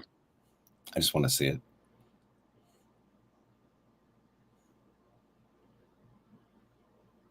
I mean, this is a gross example, right, of our current price in the bottom on the market. And worst case scenario, we're going sideways into 2025. Oh yeah, this did not escape my attention. Right, I like a 3 to 4x, you know, at this current price. And Yeah. just a question, and it might be really, really dumb, but if the hex price stays exactly the same for 2 years, why would the Icosa price go up if there's always inflation? Oh, executioner, you take that one. I have my answer. Well, it's because the price of Icosa is directly correlated to Hex in a couple of different ways, through liquidity and through how the mintability of Icosa is actually derived. All of the code and to be able to get it is based off of the underlying assets code. Okay. Yeah. Yeah, probably the primary driver is community, right? So if the community believes in it and continues to work with it, and they place that value, then the math works, because right now we're about 25,000 hex per T-share, but the new T-share rate in the future will be somewhere between 46 and 52, so it'll double, right? Nice. Thanks, guys. Yeah, no problem.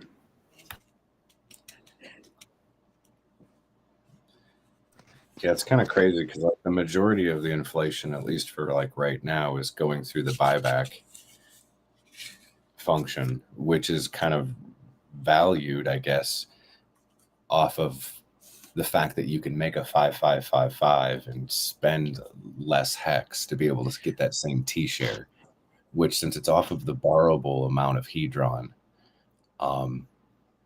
it gives you an advantage on that T share to be able to get Icosa. And early on, it's a lot of that inflation is going to come from that.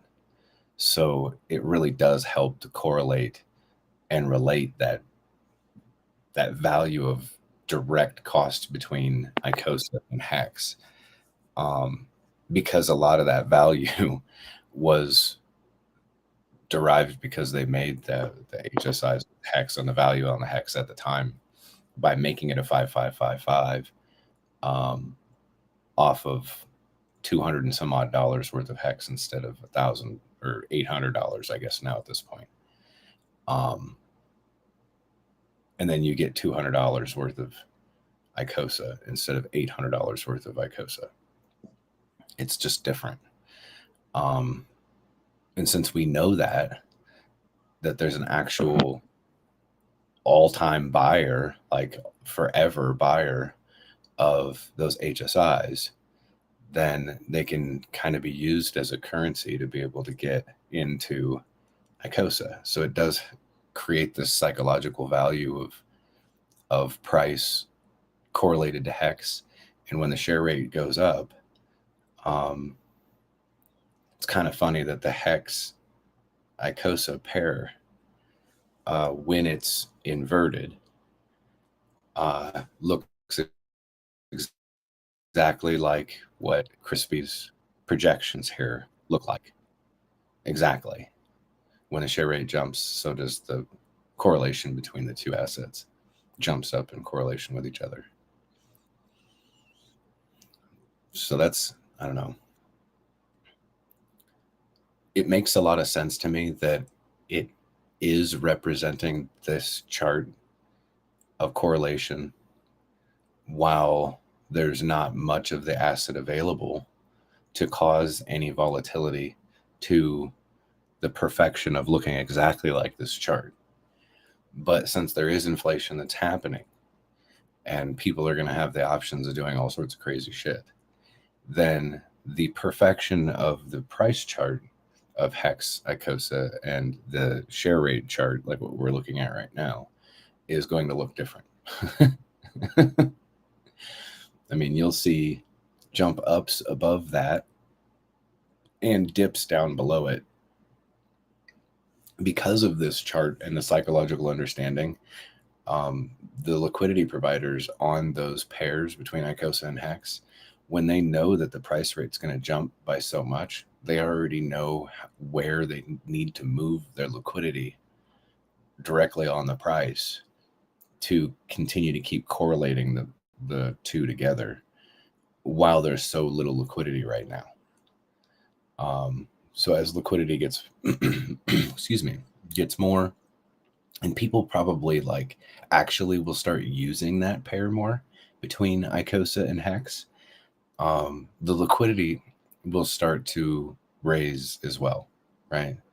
And as the share rate jumps up and people are like understanding that it's a fair price to have when it jumps up versus hex, that you're not really losing any value by having Icosa when you would technically if you were to hold hex liquid, because the value of the Icosa goes up when the share rate goes up, and hex kind of requires you to get more hex to be able to satisfy the needs to be able to get the T share, when Icosa kind of inherently is rewarded that value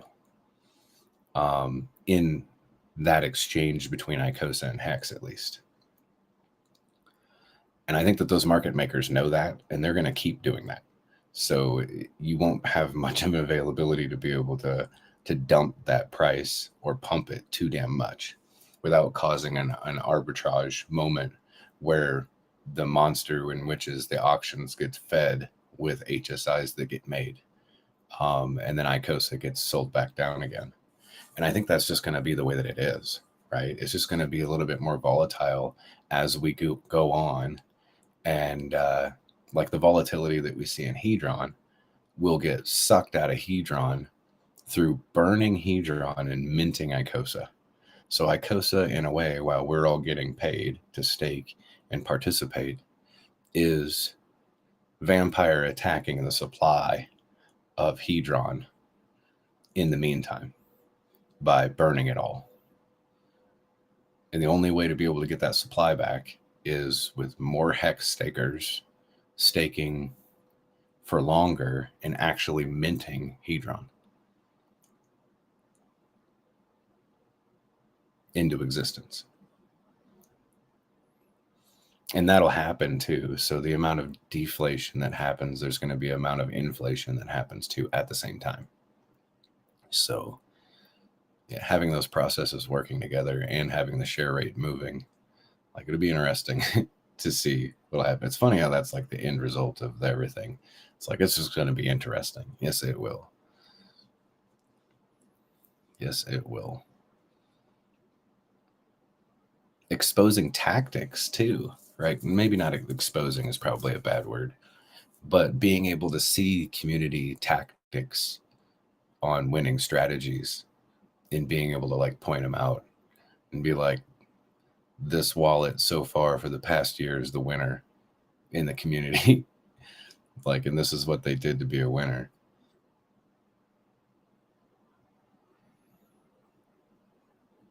I know that's a lot of work, right? If that was the case, but I think a lot of these front ends are going to have that type of capability where they're going to do that, like have like a wall of shame where wallets get put up on top of this one page where you get to see people getting wrecked because they're a trading platform that allows for people to use leverage to get wrecked on. Yeah. I think you'll see some of that, sure. Absolutely. Bad for business though, if you want the people to get wrecked, but yeah. Well, I mean, I don't feel that way, but I mean, I'm just trying to make a funny joke. I think that PR wise, it would be hilarious that if that was their marketing scheme, be like, come on in. It's like you're either gonna win or get wrecked. Yep. Like, oh, that's honest. I think doing this page here that I worked on, I think my next natural step is I want to know a couple different things. I'm probably want to add a calculator here that'll allow me to put whatever numbers I want in and tell me what my Icosa yield might be. You know, to be able to do some spot checking. And then I think I also want to, because I now I'm doing it by hand, right? So my whole premise is I try to convert the things I do by hand into a model, right? So I'm calculating my value of my HSIs by hand, you know, to Icosa. So maybe what I'll do is I'll add the ability to select stakes and give me that calculation, you know? Yeah. So I can see, because I think for what we're talking about, one of the things that supercharger would be if you can show historically that HSIs, not only if they're left alone, they gain their yield in Hex and Hadron over time, right? We know that. But not only did they do that, but if you, for some reason, needed to get out of that, and your only option was to use, sell back for Icosa, it sure would be nice to be showing that appreciation over time if it truly is appreciating, right? Because that would provide much more incentive for people to go into HSIs, Quattro Cinco. Yeah. Yeah, there'd be a little bit different of a twist on the longevity of that. Yeah, if I told you that, and this is what I'm getting at, if I told you I expect that the value of my Icosa that I can get out of my HSIs appreciates 20% a year, that's a big deal. Oh yeah, for sure. Absolutely. Right. And that's that makes an argument. Yeah, not many things can say that and actually figure out how to make it work, I guess. Mm-hmm. Right, because I know we talked about it a little while ago, but that was my initial thought, was I simply had to settle for what I would get with this calculation at the top of the screen, right? But then I became more aware and understood that no, if I had done my HSI much sooner than today, I get more Icosa. And so that being the case, now I want to know how much more Icosa do I get? How much more value do I have over time as that T-share rate goes up? And then boil it down into something that's something that can actually be communicated, you know? Yeah, absolutely. I mean, if you have a tactic to deploy visually and give a greater understanding of what it means, like what we said earlier, then yeah, absolutely. Like nothing is more convincing than data. Yep, yep. And I know that it's going to take some time because this ecosystem is being built out as we go. But we are fast approaching, I think, the time where everybody won't do HSI stakes. Okay, so that's a given. Probably everybody won't, but you certainly can. I can certainly envision a time where those who know about it and are into it will never make another stake other than a Quattro Cinco HSI. Oh, for sure. If nothing else, it's the equivalent of whatever your choice of board game or strategy game is, right? You are going to want more yield than the other guys. You know? Mm-hmm. Yeah, I mean, it's not just making HSI anymore, right? It's not just speculate on Hedron. It's all these other options that you can do with it. Hedron's a currency, HSI is now a currency or availability for you to be able to get into the staking protocol immediately without waiting for liquidity to be there or even deal with any slippage of any kind on the way in, like a free entry, right? Yeah, I don't know, man. There's so much to do already, options, that it's really kind of the mindset of how many people are aware of all the options that are there available for people to use. And I guess it depends on like the future also. Like when there's new people in, imagine the community, the Icosa community doubles, the Hedron community doubles, and the Hex community doubles. And they're just kind of, these newer people are kind of like, they're not all 100% aware of exactly what to do and what's going on and all these things. And they'll come in and they'll end up participating just as slowly as a lot of us ended up like slowly learning about it as it all was being developed in the first place. So it's going to be like this reoccurring thing, but now we'll have these charts and graphs and data and all this stuff that when the community doubles and there's more people in here, and they, before, when people would ask like, where's the charts and where's the graphs, and you're just kind of like, we don't know, go fucking make it, you know what I mean? Like now it's here, and then when new people come in, then we'll be able to like actually direct people to these places and have it all available for people to know. It's going to be nice. It'd be a lot easier, I guess, is what I'm saying. Yeah, one of the things I want to do, which is more personal. This is totally irresponsible to put out to anybody, but I really do want to make a price prediction chart. You know, and what I mean by is I can't possibly know what the price will be, but I would like to build a model to estimate price by past events and future expected events. Some of that taking into account the things you mentioned before about liquidity and, you know, sentiment, all these other things. You're going to have to pay somebody, Crispy, at that point. Yeah, Let's just let price appreciation happen with the next cycle, and then we'll talk about how complicated you want to get with building an algorithm with data that you have, the API sets that you have, that actually processes like some sort of logic across the data sets that you have, and then have like an artificial intelligence that would do kind of like what you're saying. Can be done. Can be done. Yes, sir. Absolutely, it can.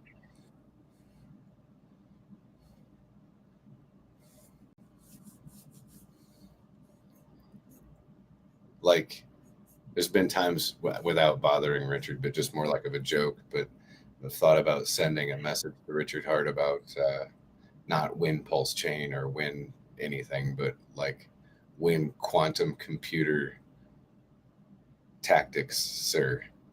You know, when able to figure out all strategies within the blink of an eye, instantaneous, based off of all of the community's movements right away, please now, sir.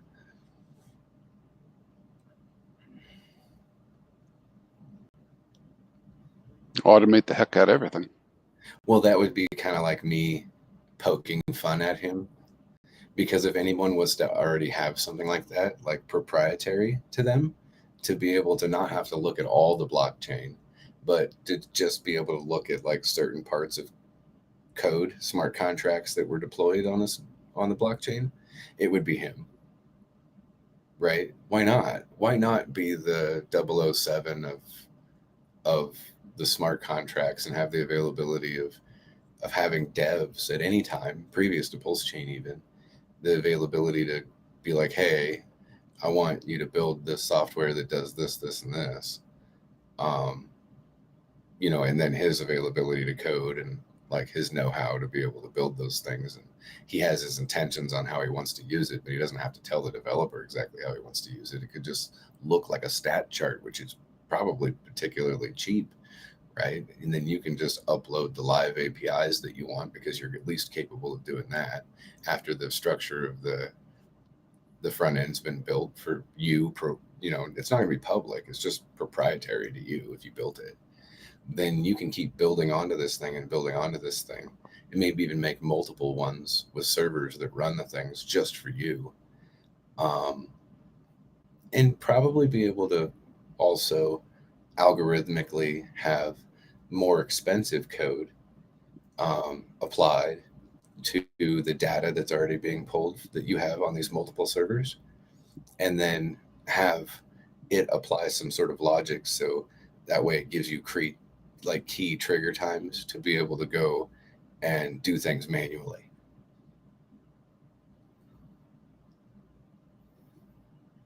If you really wanted to. Like if you were speculative in all these different assets, like, I don't know, Bitcoin and Ethereum, and maybe even your own assets, or maybe a bunch of other shit that you're not public about with people to know about, because fuck them, like it's not their point to know anyway. But you might want some help, like, because you can't really trust anybody, like even your own accountant or your lawyer. Like that, you tried to trust your lawyer once, you got your house stolen by his ass. Like, you're going to probably go to these extents and lengths to make sure that with your capabilities through using technology to take over the work for 100 men, that you just build this shit so you can do the work of 100 men, or at least have the capability of doing 100 men's worth of work across a lot of stuff. Would be very helpful, I would think, for somebody that has a lot of assets. If we as a community decide that these things would be very helpful for a community to have too, then why the fuck not? Why not? Right? More power to the people, for sure. The community.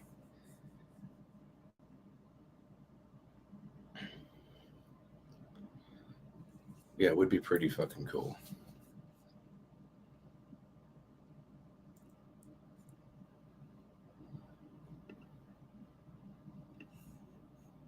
I'm not saying that he does have those things. I don't even have any reason to actually think that he does, or anybody for that matter. I think it would probably be particularly expensive to have, and your give a fuck would have to be pretty damn significant, I guess.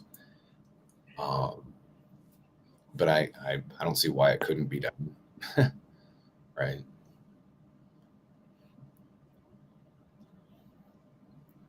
Well, you got to think some people are doing things just like that, right? Yeah. I mean, it'd be silly to think they weren't. Yeah, I mean, as long as you keep it private and it's not public, a lot of stuff that you have for being able to derive your information, it you don't have to worry about the legalities of it. Like you can illegally fork copyrighted information and never make it public to anyone that you ever did it, and be able to use that information to your own volition however the fuck you want. Right? Open source, bitch. Maybe not contractually legal, but like I said, they're never going to know.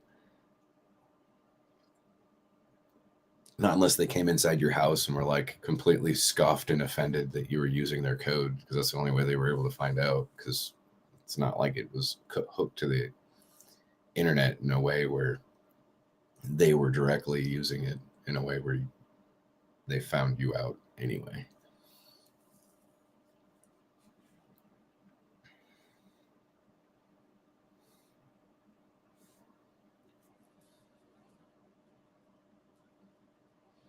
I mean, and there's entire like really expensive servers that have a lot of information on them for you to be able to pull API information on them. And you know, Crispy, that shit's expensive. Very expensive to get them to report live feed to your front end. Or not just yours, but any front end. Yeah, it is very expensive. Yeah.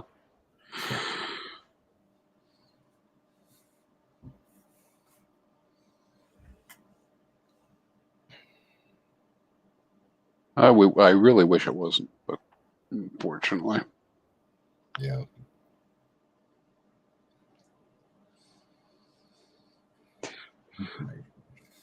That's one of the things I run into a lot with what I'm working on, because I'm handling it like I was handling a customer's project, right? Short duration ish, even though we're here for 15 years. How to get the most data out to the most people for free, you know. And I do run into some issues because I bump up against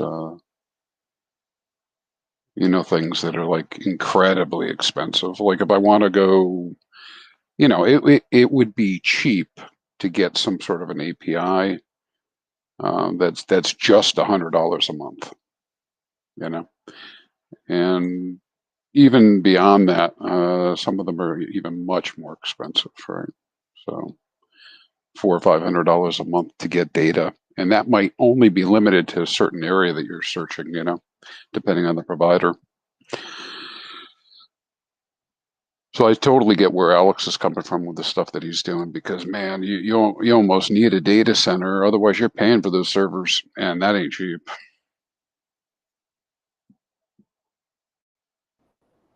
Yeah, that ain't no lie. You're paying for their servers.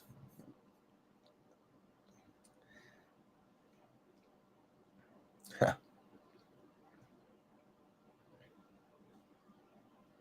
I had hoped, that it wouldn't be that expensive, but it is. Yeah, it's kind of sucky.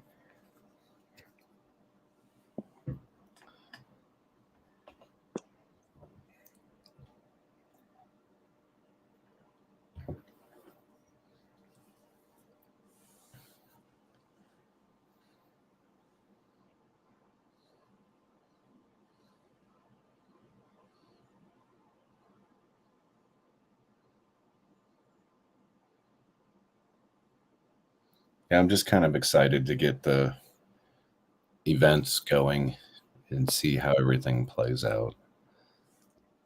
It's been a long time. It feels like a long time coming, but in also a certain way, it feels like it just like Icosa just launched, and 90 days passed by pretty quickly.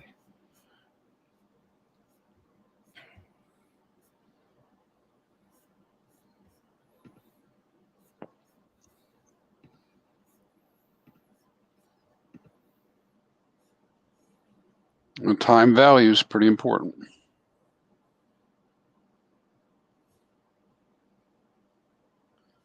Is this Alex putting up another update? Historical data indexing working. Yay! Yeah, he had envisioned a really cool thing. So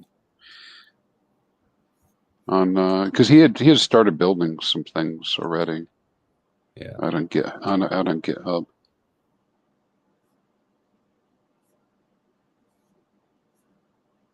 Yeah, I had a sneaking suspicion that if he was going to be building this infrastructure front end stuff, that other people who need front ends were going to be very interested on how he was going to build the structure of the front ends. And I would be interested to see, like, when he launches his front end, how other front ends that haven't maybe on current testnet or haven't really like released like the finality of what their front end's actually going to look like, because they might be a little bit more complicated of designed things, might look like his front end. You know what I mean? So in making his own front end,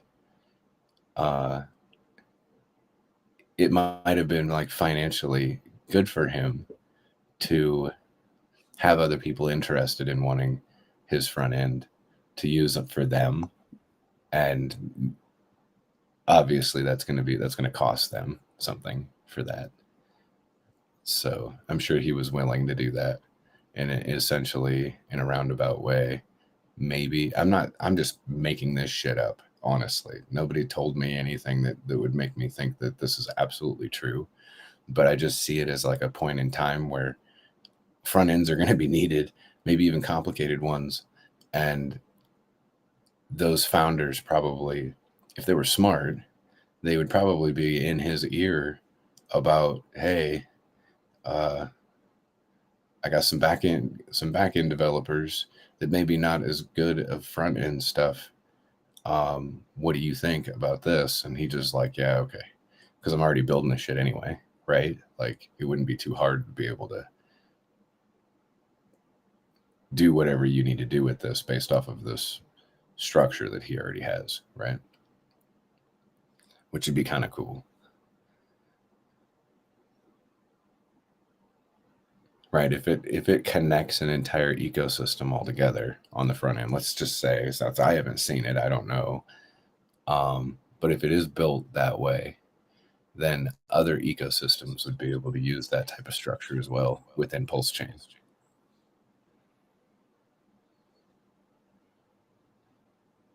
Which would probably incentivize them to use his Infura also for a front end for capability of having 100% uptime, maybe other type of things like this. That'd be cool. So he has this hosted service up for that subgraph. I was just looking to see.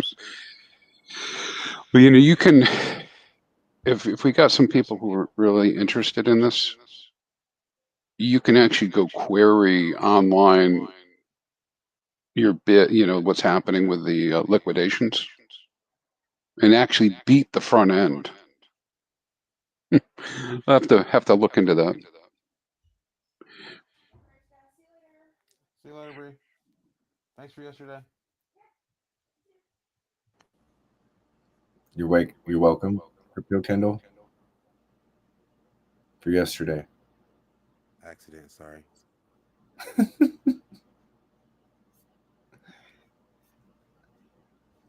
Sorry, I couldn't help. What'd you say, Nomad? He knows who Bree is. Who knows who Bree is? He just thanked Bree for yesterday.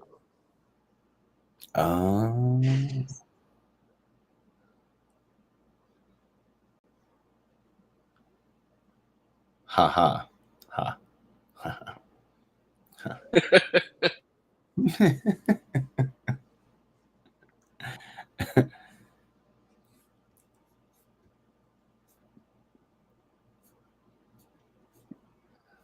our dumper? What? Bree. Was Bree our dumper yesterday of Hex?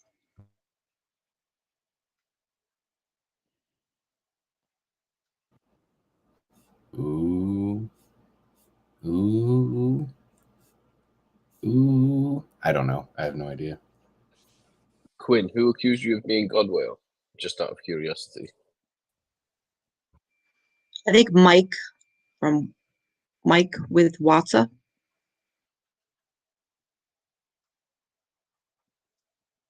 Oh, I can confirm that you're totally Godwill. And Crispy, I understand that you need, if you want passive income, that's why you need that model to give you some price for the future. I understand that. And thank you so much for those tools, because that's, what do they say? The picture is worth 1,000 words. Certainly it's mouth-watering numbers, and certainly not unrealistic, because they're all tied together. So very appreciative of that. And there's so many within the Hex community that doesn't know anything about Hedron or Icosa or the passive income and how they're tied together. And, I hope that you're eventually able to put this out for the community so that they can get involved. And you just really needed to wait for the numbers, because you can't put this together without some history. Very true. Very true. And hey, thanks very much. I appreciate you quite a bit. Ever since we met, I won't say where, but and I see you very active everywhere.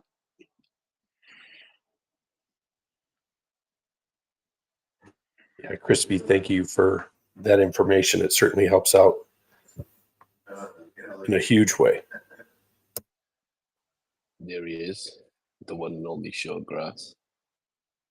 Nomad, what's up, buddy? Just dying with the flu. How about you? Yeah, man. You're talking to Noah about the flood. We've been sick for 3 weeks, but we're getting ready for winter. It's going to be 20 degrees tomorrow.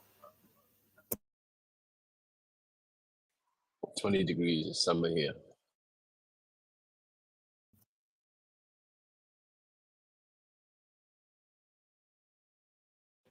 It's amazing that you put all that together. Very impressed. And it is super helpful.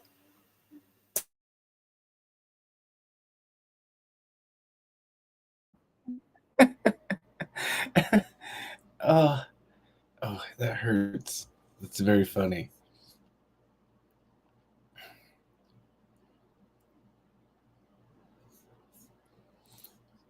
That dumper is still sitting with 1.5 million USDC sitting in their wallet. They didn't move it to exchange. They didn't do anything with it.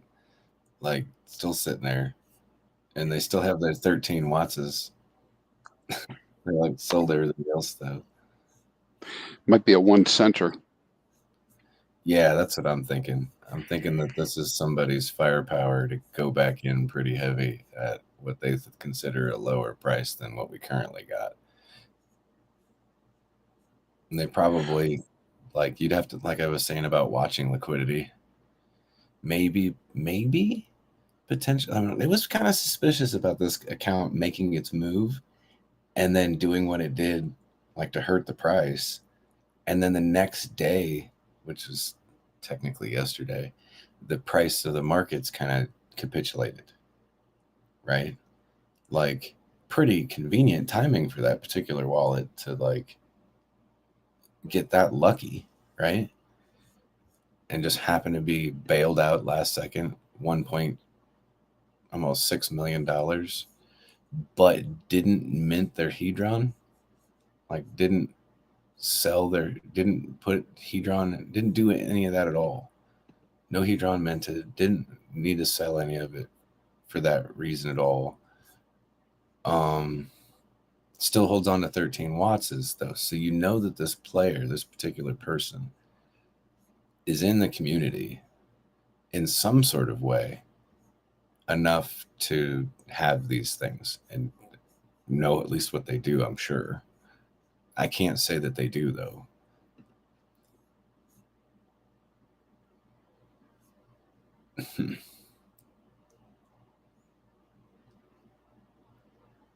Yeah, I don't know. Like, to have the market dump afterwards, like they already provided, everyone else a good opportunity for lower prices for a small period of time because it was highly volatile. It means there wasn't very many assets there to really buy in the first place, so the price just wicked right back up to the low part of liquidity, where now it's, there's less slippage there. But as long as they sit there and hold on to that 1.59, like everything, right? They're like not taking profit. It's just sitting there. So I guess the longer it sits there, the more I'm going to be like, yeah, that's their pile to jump back in, because maybe they're speculating that November is going to provide better opportunity, just like every November that's happened the last few Novembers. So I guess we'll see. I mean, we just got into like the first week of November and already seen some capitulation to the downside. So it's like, since midterms are happening, it's like, what is every week just going to be another pump to the downside for the overall macroeconomics? I don't know, but it'd be interesting to see like what's going to happen with everything.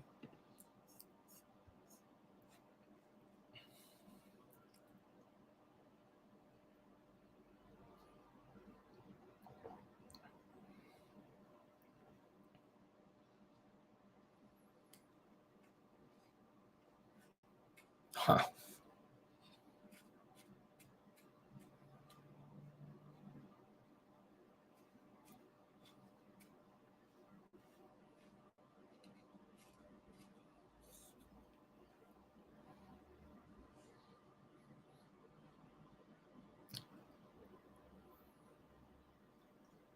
It'll be interesting to see what happens as everything changes, as the ecosystem changes through the macroeconomics and the microeconomics, and how everyone sits with their advantages they currently have, and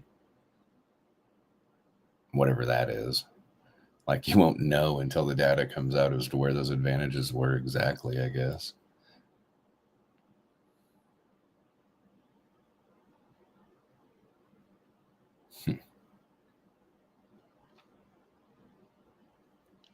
Executioner, before AI comes out, I have to say that I absolutely love not knowing, and that's half the fun, is trying to figure this whole thing out. If we did know where it was all going, it would just be kind of mechanical, and just the fun is in the journey, right? Yeah. Well, I mean, the humans don't like cohesively make decisions generally as a community. So you don't have to try to force them to do any one specific thing.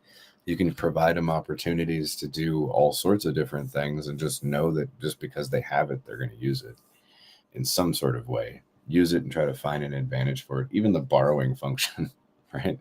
That would just seem silly for some people to use because of, how little amount of hedron that you get for the borrow based on price. But somebody might be able to find an advantage of it depending on how big the stake is, right?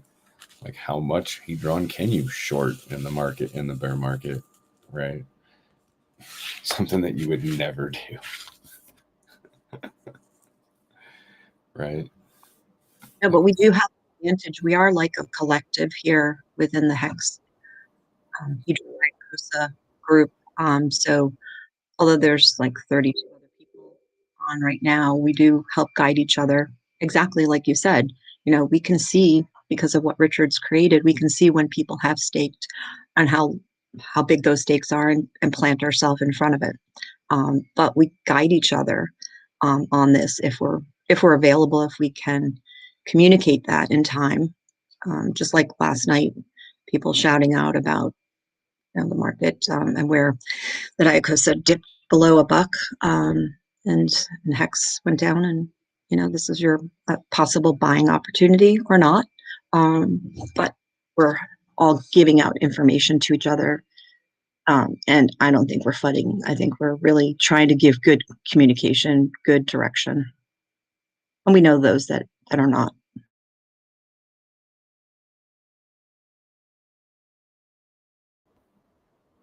Couldn't have said it better. Indeed, you could.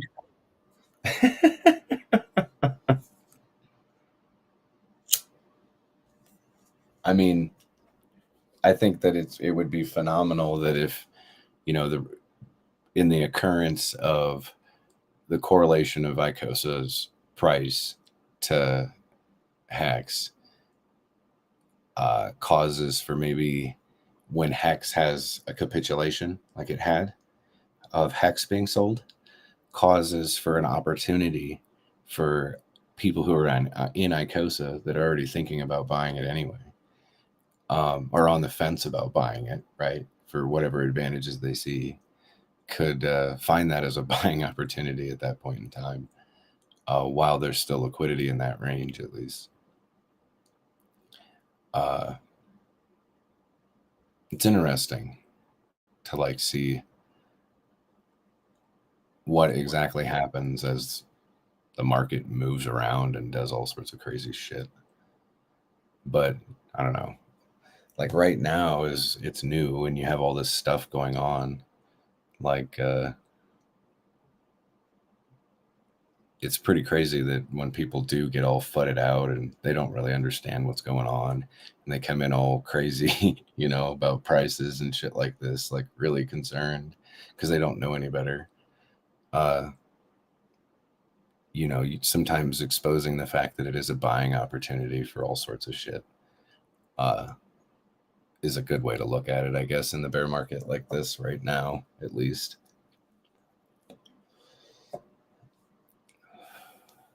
Sometimes showing that the Bitcoin price and the Ethereum price and the everything else price all dipped at the same time, calms people down right away. But sometimes you don't have to go that far. I think that was Richard this morning, right? One of his last tweets was, no, I was there when Bitcoin was 30 and dropped to 22. I was there when it, went from whatever. He just showed the different steps, and he was there the whole time, but he didn't get flooded out. Yeah, he was definitely trying to calm the markets or calm people down, I guess.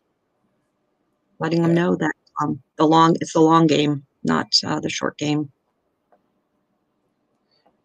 Yeah. Well, I mean, we've seen these types of things happen, 60% dips, 70% dips, multiple times. So, I mean, after you weren't fudded out through all of those types of things before, then understanding that the macro cycles are going to happen and you're caught in one other side of the cycle, then there's only one thing for you to really do, is to just change your mentality to the bear mentality of seeing the silver lining of it, right? And where you can take the advantage of the times turning at that point in time. And then you get a different type of mentality after you've had that long period of time of being able to consolidate and build assets, hopefully in the ones that are going to survive the bloodbath in the first place, right? It's initially, right? And I think a lot of us believe that we are, which is good. Then when the markets change again, then you're having the reverse happen to you. And you're like, oh, because you're seeing your opportunity of being able to build those assets go away as the bull market hits. And then you have to switch it again, right? You have to be a bull. And then with, hopefully the assets that you have, even with Pulse Chain launching and having all this other stuff come out,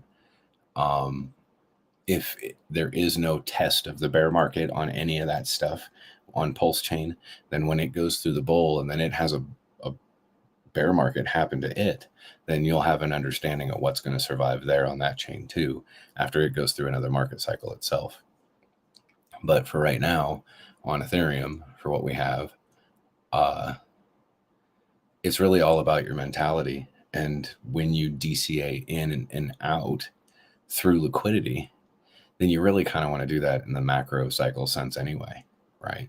Make sure that you're at least putting yourself in a position to have, like, I know it sucks, but like a job and be able to actually DCA, I guess, appropriately for like an investment type of thing. And this is not financial advice, but just probably like a good understanding of responsibly not needing to need $10,000, $20,000, $30,000, $50,000 or take a bunch of leverage against some stuff, but you can actually build a position over time safely and not spend money that you may possibly need, right? And it requires a psychological mentality to have during those periods of time on the ups and the downs, right? Like, and I know this might sound weird, but you need to have an exit strategy, like an exit plan, and an entry strategy and an entry plan. Usually the entry strategy is a lot easier, and most people don't actually do any planning for it. Hell, most people don't even really do the accounting as the price that they bought in at and the time that they actually did it, until it comes to maybe some tax purposes that they need later. Maybe, but generally not even that. They don't even do that. So I think that as the markets do whatever that they do, that it's just good psychologically to know the environment that you're in and take advantage of them as much as you possibly can in an investment type of strategy type of way over a period of time, knowing that, okay, if I've got 30 more years to maybe possibly live, if I have a good life, then I might get in the X amount of cycles in. Usually it's like 4-year cycles, but if anything does change and it makes some longer types of cycles, then I guess you'd really kind of have to pay attention to a lot more stuff that's happening. Regulations, legislation, a lot of poking around is going on in cryptocurrency. So I don't know if that's going to slow things down or speed things up, or I'm not really sure exactly. But in the bear market should be the time when you're actually picking up more assets and you're DCAing of your overall average from the recent bull, if you were involved in it anyway. But for people that were in the recent bull that didn't cash out at the top, not all of it, but still have assets, you have an overall average of your entry positions of all the assets that you currently have. And whether you actually track that average or not, like, you do definitely have one. And if you know what that average is on your entry positions,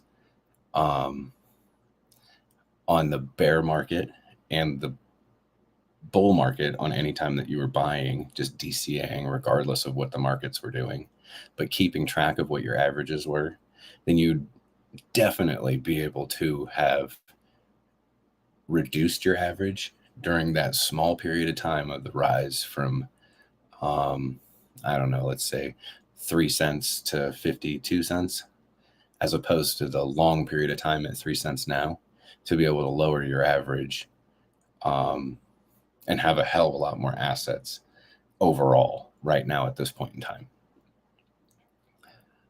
So that's good that it at least has given the community that's grown the availability to garner more assets from those who don't find the value, that maybe had a lot of assets, like what we recently saw. Like, that was a distribution of their assets across the board. I mean, they EES'd a lot of stakes, so a lot of that got distributed to the stakers and distributed to anybody who was buying that dip for real and that was paying attention.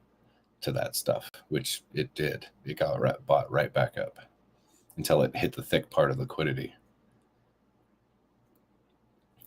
So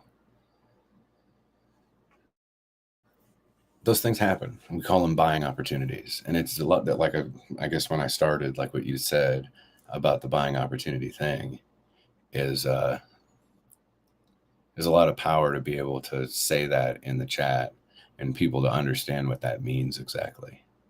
DCA in on the way down, DCA out on the way up.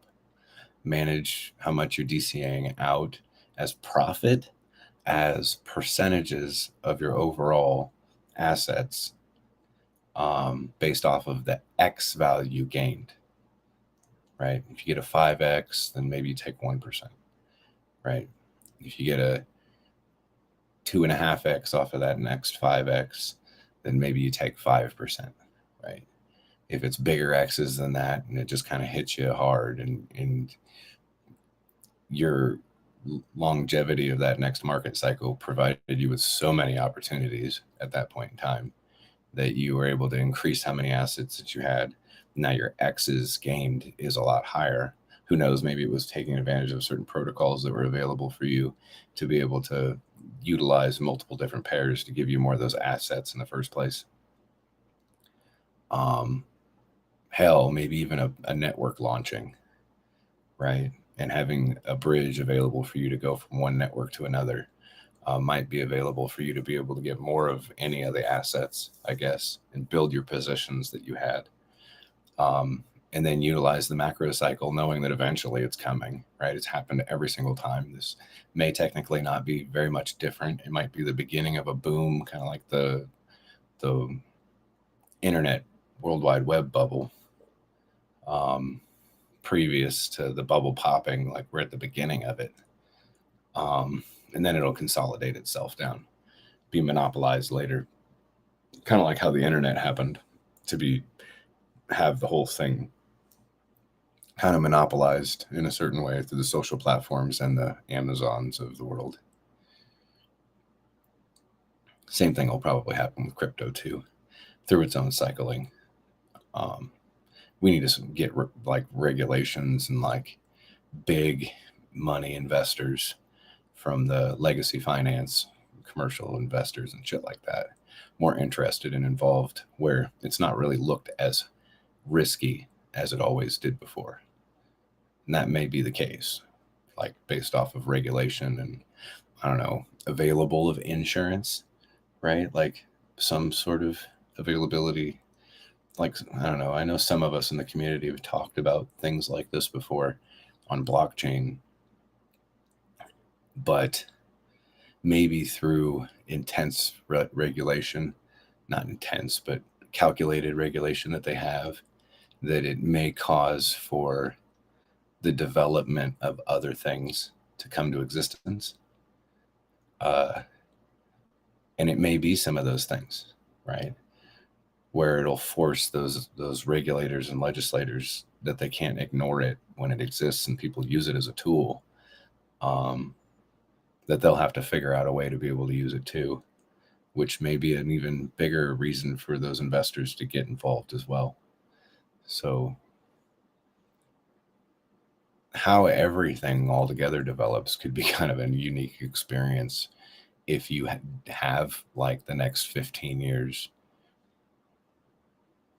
to kind of watch it all play out, not be so worried about the dying and all the stuff that could play out in the real world, you know, being so taken off, you know, over by doomsday scenarios and stuff like that all the time.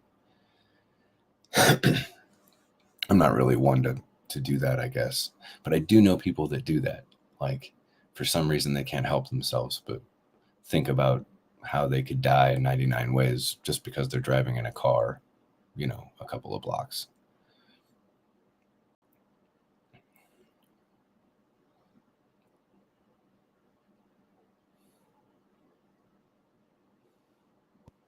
That's funny. I'm just the opposite. I'm fearless. I never think about things. And I'm probably closer to that than most of you. That's good.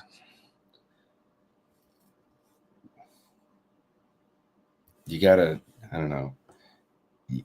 Like I said, you're either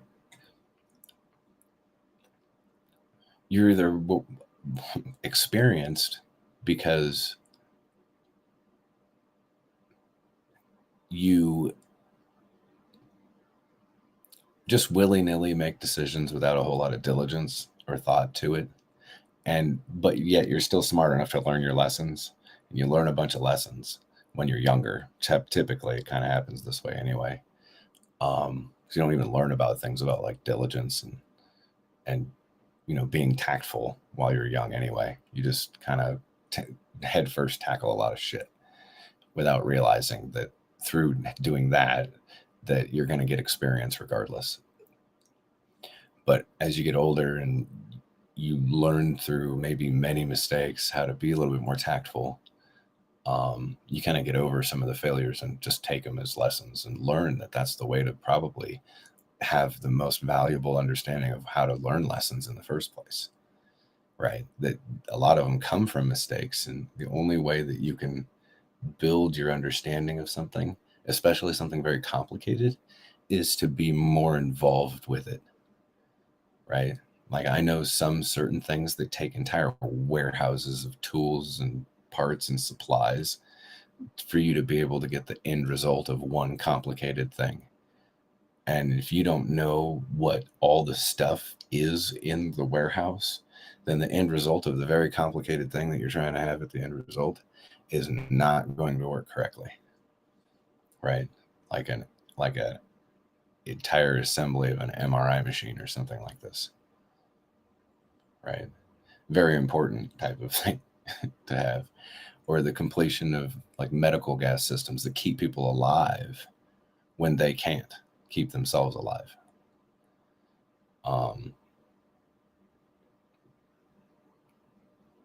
It's a lot, right, to actually have to deal with. But to be able to break those types of things down in general understanding without needing to actually know any of that stuff, is still helpful to the community regardless. Never really thought of it like that, I guess. But just because just a few are educated enough to provide the service and to be able to go understand all the parts, pieces, the names, the nuances, the legalities, and all the stuff that you need to be able to do to be available to be the one that's, I guess, certified on paperwork, but in the seriousness of it actually knows how to make sure that you're not killing people, is kind of rewarding, because the people that need that service that like otherwise would have died if they didn't have it don't care how it works. They just know that it does. And that's all that's needed for the community to be able to use that life support system and not die. Right? That's the most important thing. Even though it may have like been incredibly complicated to a certain extent, right? For normal people to understand. It doesn't matter. A couple people needed to know it, and that was it. It's kind of the same thing with this type of stuff, right? In the early days where it seems complicated, there's going to be people that generally pick up on it. They understand it. They can move on. Same thing with hex. And what really wraps people's heads around it is when they decide to actually participate and get over the fact that they don't understand it. I mean, because it's easy to just move on to the next thing that sounds complicated, that really doesn't have any substance, I guess. But these types of things with hex like has some stickiness to it, and potential longevity. So I think it's really valuable in these types of communities to have that amount of education, at least to teach people ahead of time now, so they can use those types of things later for the new community, right? Maybe the next community, that could be very powerful, right? To like throw away this the speculative conditioning, right? Which I think a lot of us do. Like a lot of us don't like flow with that type of stuff, right? Like it's better to have the understanding of how things work, especially with protocols, and then just understand that the community is going to do their thing, and it's going to change how it's happening. And if you have data that can show you what's happening with the community, then it may cause for the community to do all of those other certain things, right? Like if it told you how much that it would take to buy one asset to get this advantage on this other thing, like pretty much told you how much you could borrow from an HSI at a certain point based off of how much value is within this other asset, you might be incentivized to use it, especially if you were like holding on to a bunch of it, but it was too complicated of math to understand, like to listen to one of us tell you the reasons how it derives this particular thing, right? And what the math is and the liquidity and the rest of the stuff. But this front end just tells you instead. Maybe your ears would perk. And you're like, oh shit, I can do that. Like this front end is awesome. And be like, okay, great. And then people don't need to know about the how everything actually works. They just know that it does. And then the community is rewarded, just like this life support system that I was explaining before.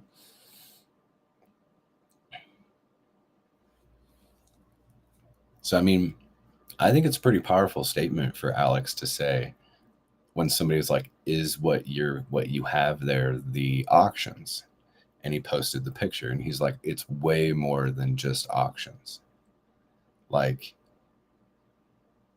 that was a statement for sure. A testament to what he's building.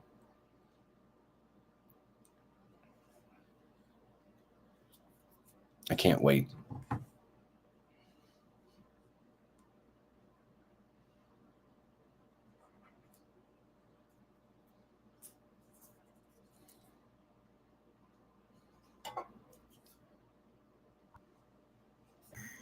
I read that as well.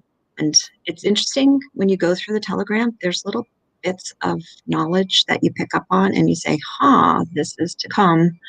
And I saw something else today that was written.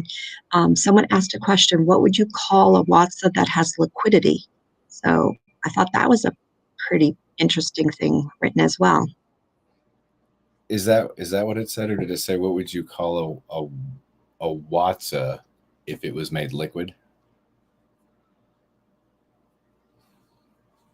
Yes. Like a token. Like what would the liquid token be called if you were to connect it to a Watsa? I think so. I'll have to go back. And then I put like at Jawa and then put the up arrow at the statement and then waited for later. And then Jawa came back and said that the token's name would be called retard token. There's definitely a Jawa token. We know it. Like he doesn't want anybody messing around with those Watsas. And I think people poke fun at him too. Like he asks for it. Because then like the commentary after that was people were saying that because everyone knows that he's so violent about anyone messing around with the Watsas, that somebody's going to do something now, right? It's going to be his karma. But I think that if there was a protocol that allowed for you to borrow against your Watsa, that would be pretty interesting, in my opinion. Like, I might wait like a couple of years down the road and then use the borrow function for sure. And then I don't have to worry about losing my Watsas at all. And I can still use it for utility for something else other than burning it or selling it or whatever. Because the art that's attached to it, might be something worthwhile also to not burn it. But none of those things exactly exist. And I'd much rather people just go burn it so that way my yield gets increased. That's it. That's a selfish thing, right? And I will admit it. And I, publicly, I will state that I don't mind anyone burning their Watsas.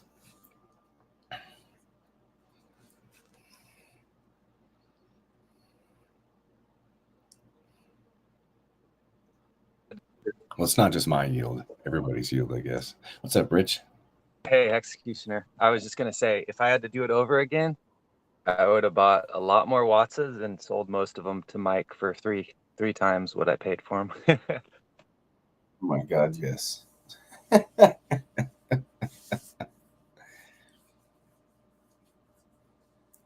Yeah, it is tempting. That's for sure. I've thought about it though, and I'm like, the potential is unknown, but there. So I'm going to bank on the fact that the person that just dumped everything for stables still holds on to the 13 Wattses, and they won't even sell their Wattses. Or is on the same page as I am, at least as far as that's concerned. Yeah, I mean, I don't think, has there ever been a pool with this type of yield ever gone into it that only shrinks in size? I mean, it's really, really attractive. Yeah, I don't know. Not that I'm aware of. Not that I'm aware of.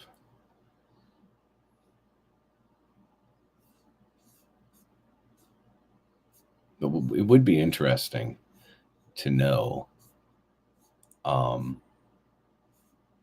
across the SA's wallets and the SA's sister wallets, how many Wattses it made. Because then you could track when it decides to act benevolently in the Wattsa pool and burn its Wattses over a certain period of time, which will increase the yield of the overall pool.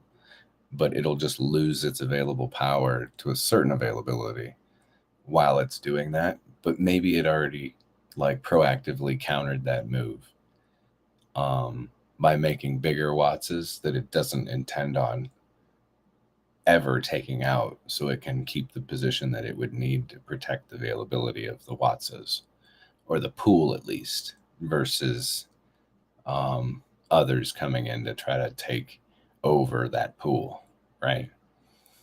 I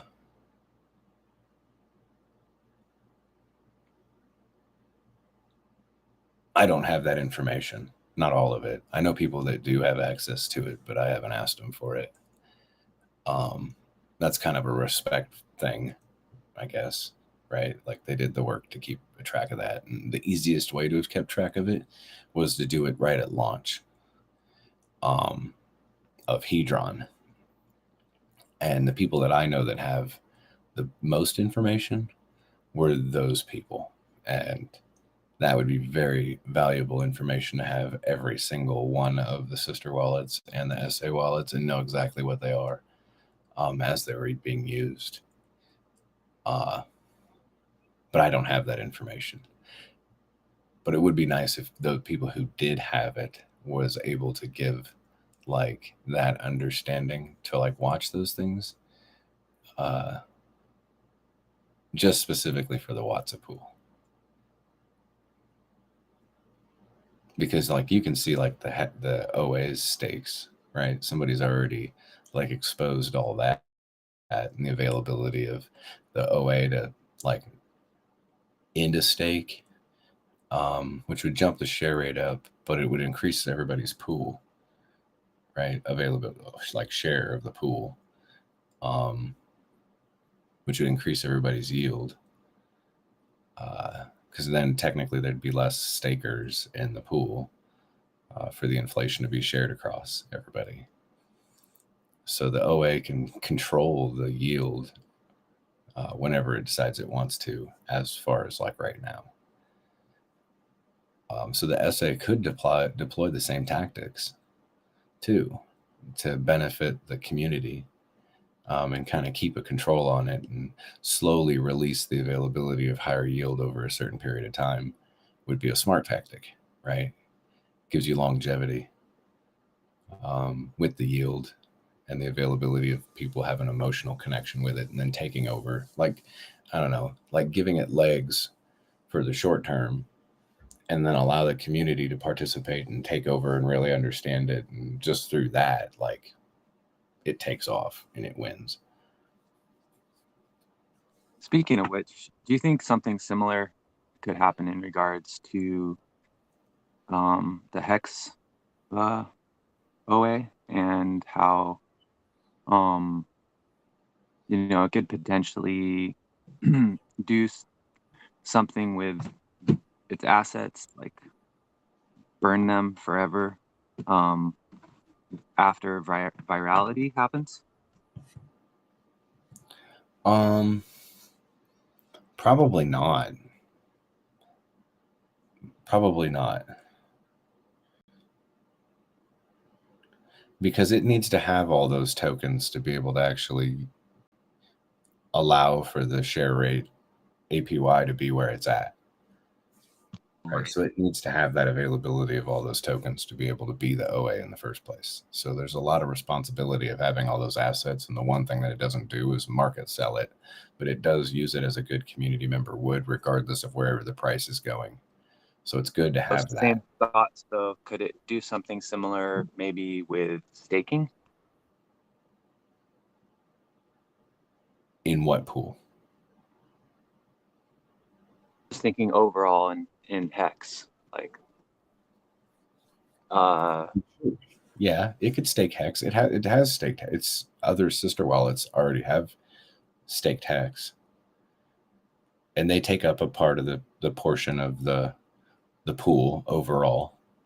And if they weren't involved, the APY of Hex would be a lot higher for everybody that's involved. You'd get a lot more Hex.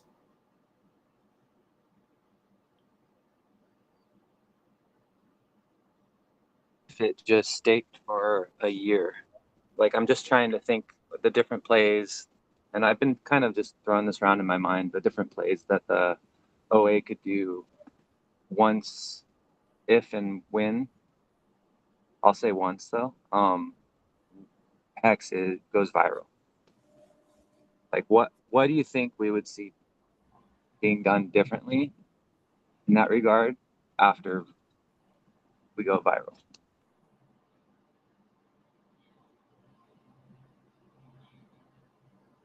As far as the OA, probably not much. I mean, you'd probably see less need of available usage of the OA in the liquidity pools, in the staking protocols. Like, it would have the availability of pulling itself back. But the thing that I see is like all of the liquid assets that the OA holds that isn't staked it's being diluted by the stakers, right? Like the stakers are actually gaining more Hex on the OA. And eventually, if the OA didn't participate, then the OA could actually end up being overtaken, right? Eventually, if it didn't participate at all. And that may be what's planned for, right? Because it seems to be when it can be overtaken, then it's no longer needed in regards of being like a watchful parent. Sure. I mean, and it could provide liquidity to try to protect or provide price, like lack of volatility in certain areas, right?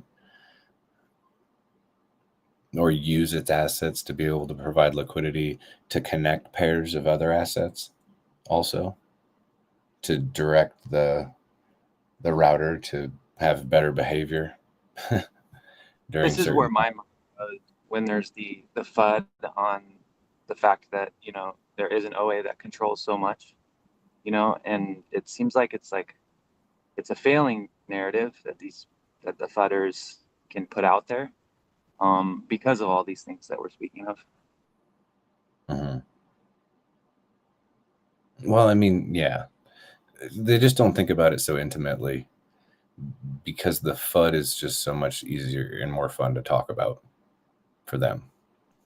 Yeah, it's like they haven't taken it to the next dimension of understanding liquidity, essentially, right? Well, I mean, they have to participate too,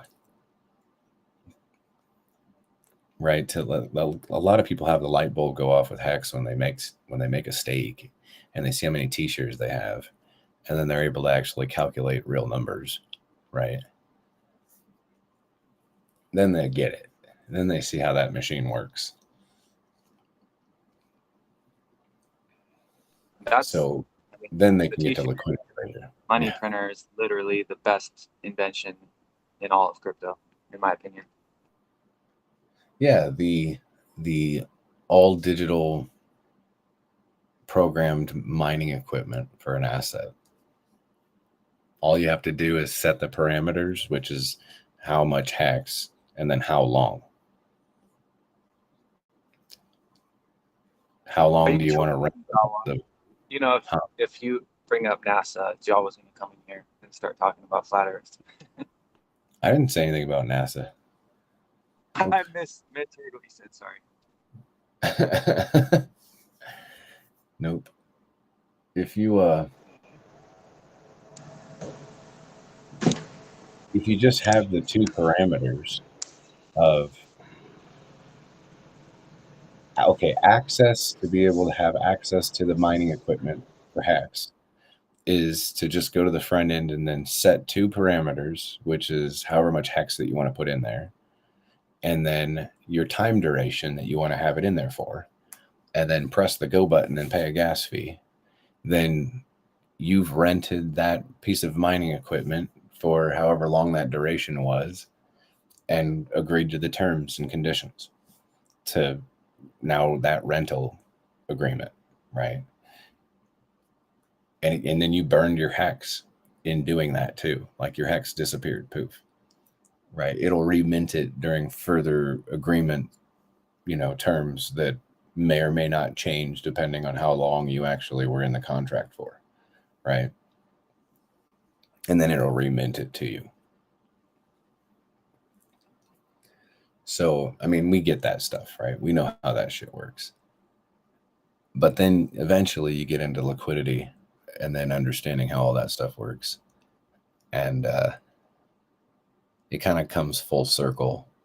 Like you get into Hedron and then you get into Icosa and you start talking about like derivatives that are connected through liquidity. Like people are really going to start to wonder what the fuck you just said. What the fuck does that even mean? Exactly. Right.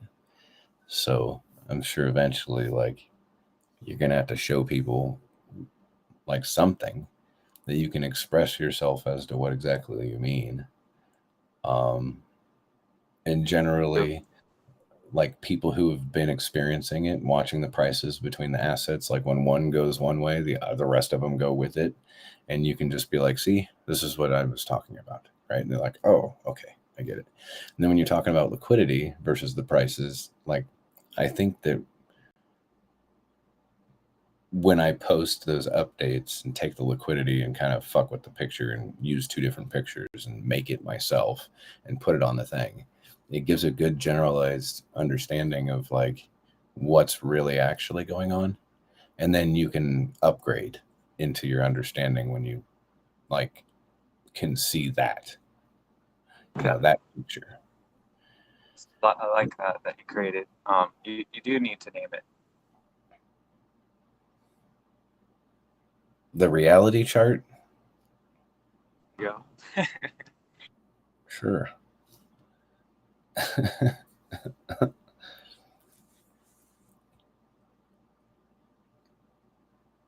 Like just the fact that, we can print our own yield, in regards to Hex, without having negative externalities ever affect that.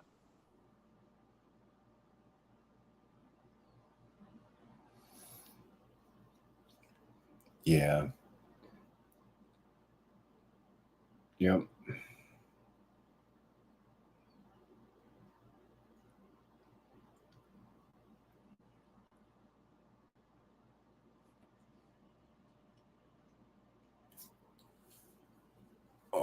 I've been in here since like 4 in the morning or something like that. Oh boy. One of those days, huh? Yeah. Yeah. And I didn't like wake up at 3 o'clock in the morning and decide to come in here at 4 in the morning. I was like busy doing shit all night long until 3, 4 o'clock in the morning, and then decided to come in here because I saw that there was like 6 or 7 people. And then I shit you not, as soon as I came in here, there was like fucking 19 people almost instantly. Like, ah, shit, it's morning time, I guess. 4 in the morning. Yeah. So, Well, we're all starving for content, you know. well, I mean, like, so I was already called out once about I need to quit smoking cigarettes, and it's like, look, I'm not doing any drugs to keep me awake like this, right? Like, I'm tired as fuck, but I'm just been busy, like doing, like looking at stuff and dealing with stuff and making like decisions and talking to other people about all sorts of other random shit that is not technically our ecosystem. But I guess I don't know. I can't even talk about a lot of it anyway, because it's all speculative on stuff that hasn't even happened yet. So it'd be stupid to talk about it anyway. But yeah, I guess that's what I'm saying is I'm fucking tired. I am running out. I smoked so many cigarettes. I don't even want a cigarette at all. Not at all. Fuck it. I don't want anymore. So. Yeah, I'm smoking the other thing. I smoke cigars. So it's... I thought you were gonna say weed. Yeah, I thought about that when I said that. I don't do too well with calculations when I'm a little off. Hey, Rich, to your comment about the OA and the OA type FUDs, what helped me a lot, and I don't know if it'll help anybody else, maybe other people do it, is I just separate out for when I'm thinking about these systems, the game from the money. I know that money is intrinsic, you know, because we get all this value, but it helps me not to worry for a few minutes about money and to think about the game dynamics first to really understand the system. And that seems to have worked for me.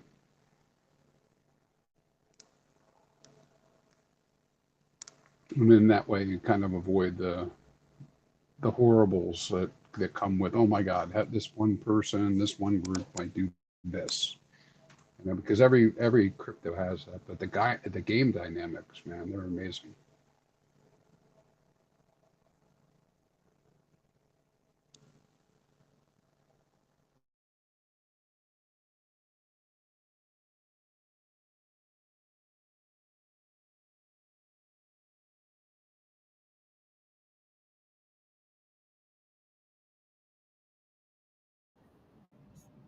You scared him off. Oh, he'll come back.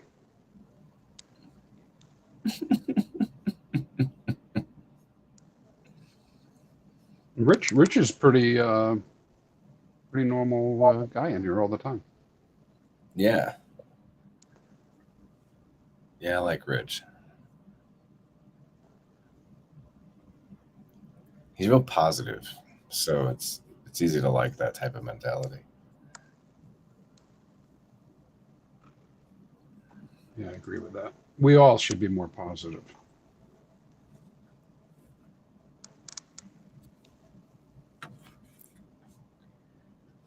I would have to agree with that, for sure. Going through tough times, but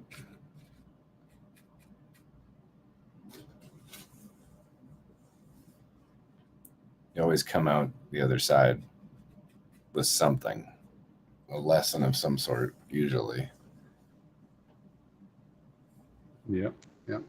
Well, I guess we're experiencing a Hexecutioner Hadron pump. Are we? Yeah. Nice little 7%. candle. Nice. It's Oh, up, no it's shit. up, it's up pretty good from where we were talking. We were talking about it before. It's up, yeah, 7-8% since we were talking about it. Huh. Well, that wasn't our intentions, but that shit worked. Good job. Well, dude, somebody's got to buy some Hadron soon, right? I mean, I mean, there's only so much that we can bank on the fact that guys have this minting they can do. I mean, somebody's got to buy. Yeah. Because if they don't, and I guess it's possible that we're seeing some sort of weird anomaly. If they don't, there's going to be a boatload of HSIs available. Yeah. Right, because you can. So any one of us, probably any single person here, doesn't have the time, or the capability, or the finances to buy them all. Right. So there will be opportunities, right? I mean, it's just what's going to happen. I would have to agree.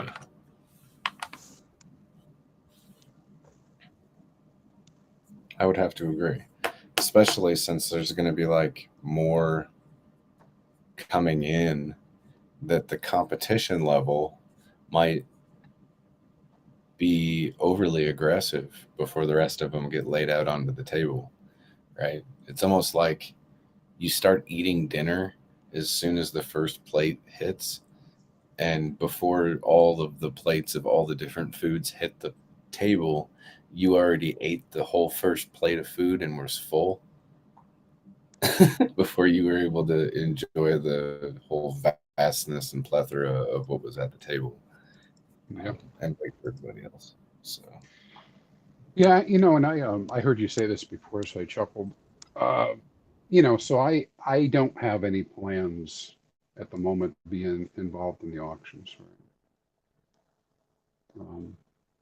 But that's just the way I think, the way I'm going. But I left open the idea that, well, shoot, if there's a good deal, I mean, of course I'm going to be involved, right? But I mean, I don't have any, like, I'm not planning to be in there. But if you think about it, and the two of us were going head to head, and there's 10 different HSIs, just like you said, depending on how excited one of us gets, you may tie yourself up into one and not be able to bid on the another, or maybe you tie yourself up on 6. I mean, you only have so much Hadron you can move around, and while you're engaged in a bid, you can't use that Hadron for something else. So yeah, people will figure this out though, because a lot of people haven't had the opportunity to even use the liquidations at all, and some of us have, right? Yeah. So it gives you a different understanding, just like what you said. Like, that is exactly right. Well, and I think that's so I'm talking about what I probably would do. I probably would overbid based on that, right? Because I'm going to get frustrated about not winning, because if I'm going to do it, I want to win. And then I'm going to get frustrated that I have to keep doing it every 5 minutes. And then I'm going to get frustrated that, it's taking too long, and then I'm going to overbid, right? I mean, I think that's how the sentiment goes. Yeah, Chris, if your intention about is, that. My phone ran out of power right when you were addressing me. Sorry. Oh, that's too bad, Rich. You gave out Chris, all the other alpha part of for- your sentiment is, for how long can you keep those 5-minute sets of patience going, right? Somebody like you, an executioner, doing that all day, somebody's going to run out of options. And as you rightfully said, it's going to limit the amount of HSIs that you can actually want to even interact with at that point.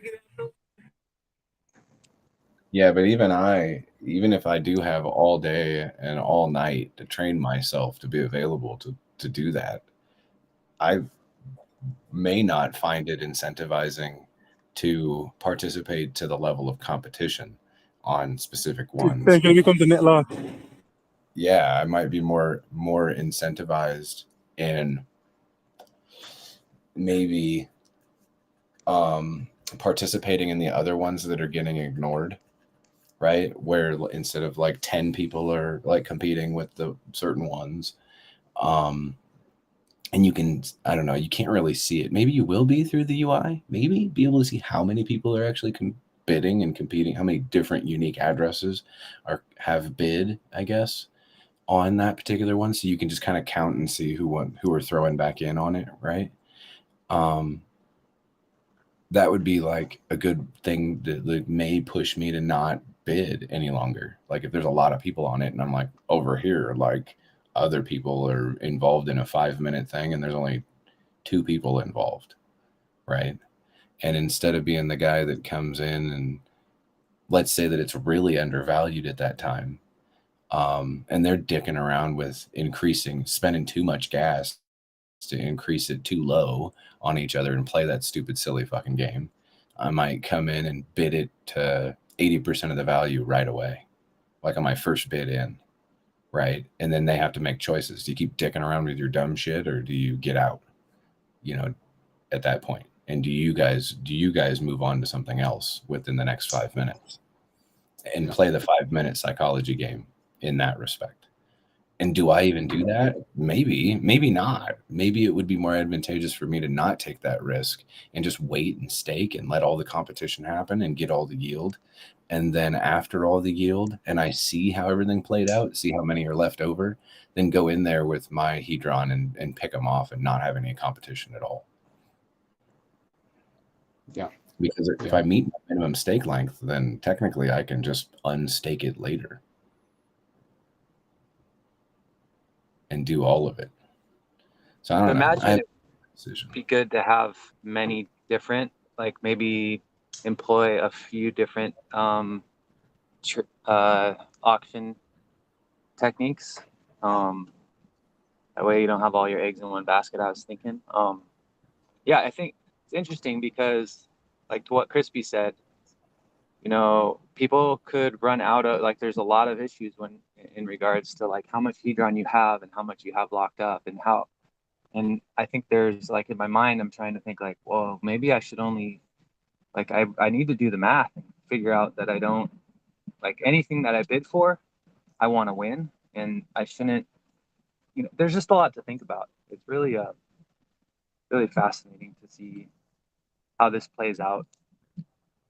Well, you're going to do it real time, right? So how many are in? I don't have the sheet up. How many are coming up the first day? Do we know? 2,000. Like wait, say that again. How many auctions will there be the first day? 2,600, something like that. Oh, is it only 2,600? Okay. Yeah, that was the number that we saw the other day, 2,600 and something. What do you mean that's only on the first 24 period? 2,600. Jeez Louise, only. All right, fat sacks over there. Calm down. That's a lot. I think that for a person, right, you will have difficulty even if you're going all out. I think you'll have difficulty being able to manage bidding on 100 of them. Never mind cost of gas and all that. It would be difficult even to get in on 100 of them to bid. I mean, you can do it. There will be people dedicated enough to do it. Here's the thing, Crispies. You have to keep this into consideration, and I'll let you continue on your thought process. But take these things into consideration. The bidding time starts the 24-hour clock, and the competition is towards the end of the 24-hour countdowns. So how many are actually at those phases? How many are at the beginning of or haven't been bid on yet, right? And how many are being bid on and have attention to them by certain people who are involved? There's going to be a lot of moving parts that are happening all at the same time, and different people going all in on one side, starting timers, and then knowing that they're going to be overbid potentially because they're taking the minimum bid, and then utilizing the timing that they had for later 24 hours to take advantage of those ones at that time, right? So if we were able to actually go and have the whole community, this would be crazy, right? The whole community go in and have an initiative to start the 24-hour counters for all of them. There's only 2,600 of them. So if you had like 6,000, 7,000 people all go in there and start all the timers at the same time as soon as 000 happen, then all of them for the very first day, when the next day another 1,000 of them are going to come in, they'll all be forced to have bids happen all within the last hour. Like the it would be literally insane what would happen on some of them and how many of them would be like lost. Like people would win, other people would win. It'd be like a shotgun lottery if that was the case. Yeah, that sounds good. Like, especially if you're a small player, that I would say that's advantageous, is to go and start the bids on as many as you possibly can. So that way you could potentially, have a lot more that slips through the cracks because they're all being enabled right away. Wouldn't that make less hedron would be burnt in that process now? Sure. Maybe. But the ones that have the competition on them might actually burn more hedron in the competition of just those individual ones, because people aren't going to have enough time that they're going to want to win something, right? Like they've already put in so much weight in a certain situation and lost the advantage in so many other spots that some of them have more competition and burn more, which would kind of make up for the littler ones that didn't garner so much participation. Like there would be a definitive understanding of which ones would be bid on and which ones would. I'm going to start the bids on as many small ones that I possibly can. I think it's going to depend a lot on gas. Like imagine what would happen to the gas prices if we did all go in there and do that to the 2,600 that were there. It might jump the gas up at that time for us to try to all get it within a few minutes of each other, get them all within their 24-hour countdown. You could get a lot of them though, if that was your intention, to do even without 3,000 people to do it and make sure that you covered it, right? But like 6,000 people, then you could be able to guarantee it. Even if gas costs went up, somebody's transaction would go through, right, to start them, right? Yeah. I think you're going to see probably in the first, I would say 80% of them, if we're talking 2,600, I would say 80% of them will be bid on within the first couple hours. Yeah, for sure. And then strategy-wise, I probably wouldn't myself engage in just frivolously initiating them because I think they get taken care of. But I would identify, so this is from my own perspective, right? I want to win something. I probably would identify the top 20 that I'm interested in.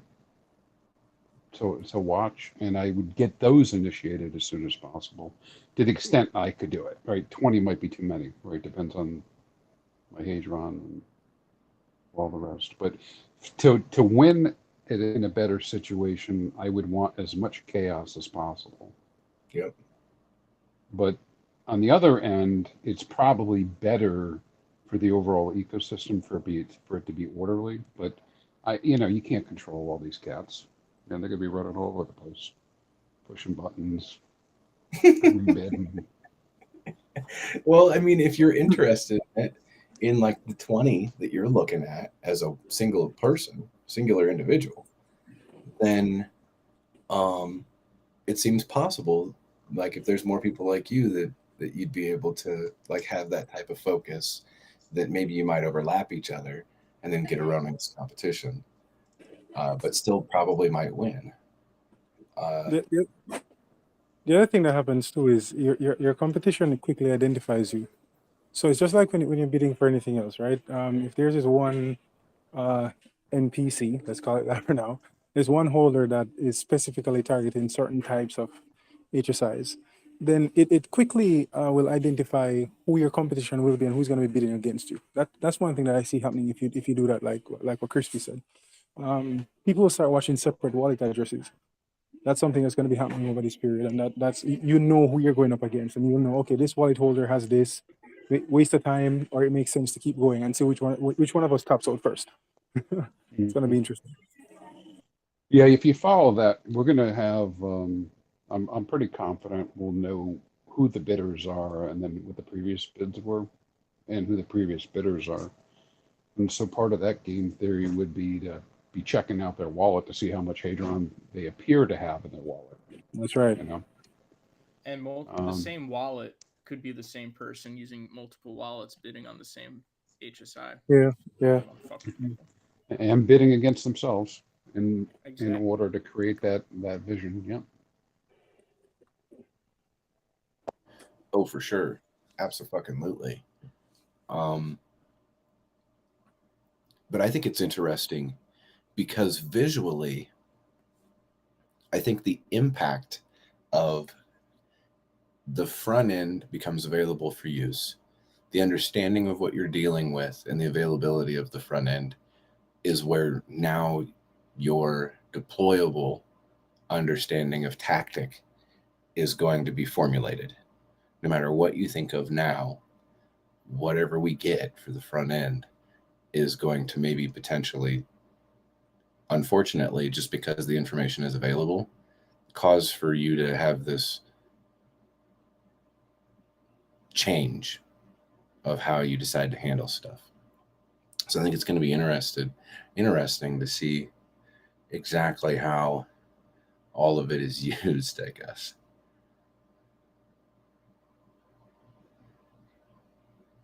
Because you just don't know how people are going to respond to the 2,600 that come through on this front end, and the information that how hawkish are you able to be with it, right? Are you able to like specifically identify ones that you're looking for? Probably. That's what it kind of looks like to me based off of the back end info that he pointed out, is that you'll be able to filter directly what you're looking for and be able to go directly for those ones. Which is kind of neat in my opinion, but it makes it, it gives you this tunnel view of just the 2,600 that's there.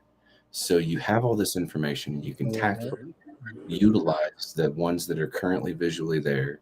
You execute this plan, and then tomorrow at 00 UTC, while everyone's finishing their bids, the next 1,000 of them hit you in the face. And you now have this tunnel view of the day previous has now lifted you into this moment of greater availability of your plan could have been executed wider in preparation for the next day's availability of stuff coming in than what tactfully you did on the very first day to try to win all these other ones and have competition, which actually the competition happened the next day when the next 1,000 actually landed.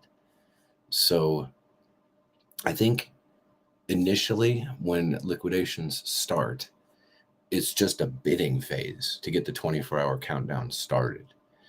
The excitement of what's going to happen, where everyone has to be focused about ending the 24-hour periods of all these other ones that started at 00 UTC the day before, and probably other ones still being started from the first day, still happening the second day when new ones come in. But the competition of the ones that are finishing from the initial start is going to distract from, it gives you the availability to those that are being in that competitions, they're not looking. And then the people who aren't participating in that competition are looking, right? They're looking at all the new stuff that's there and being able to develop their plan a little bit more. So it might be a battle of attrition through the first couple of days.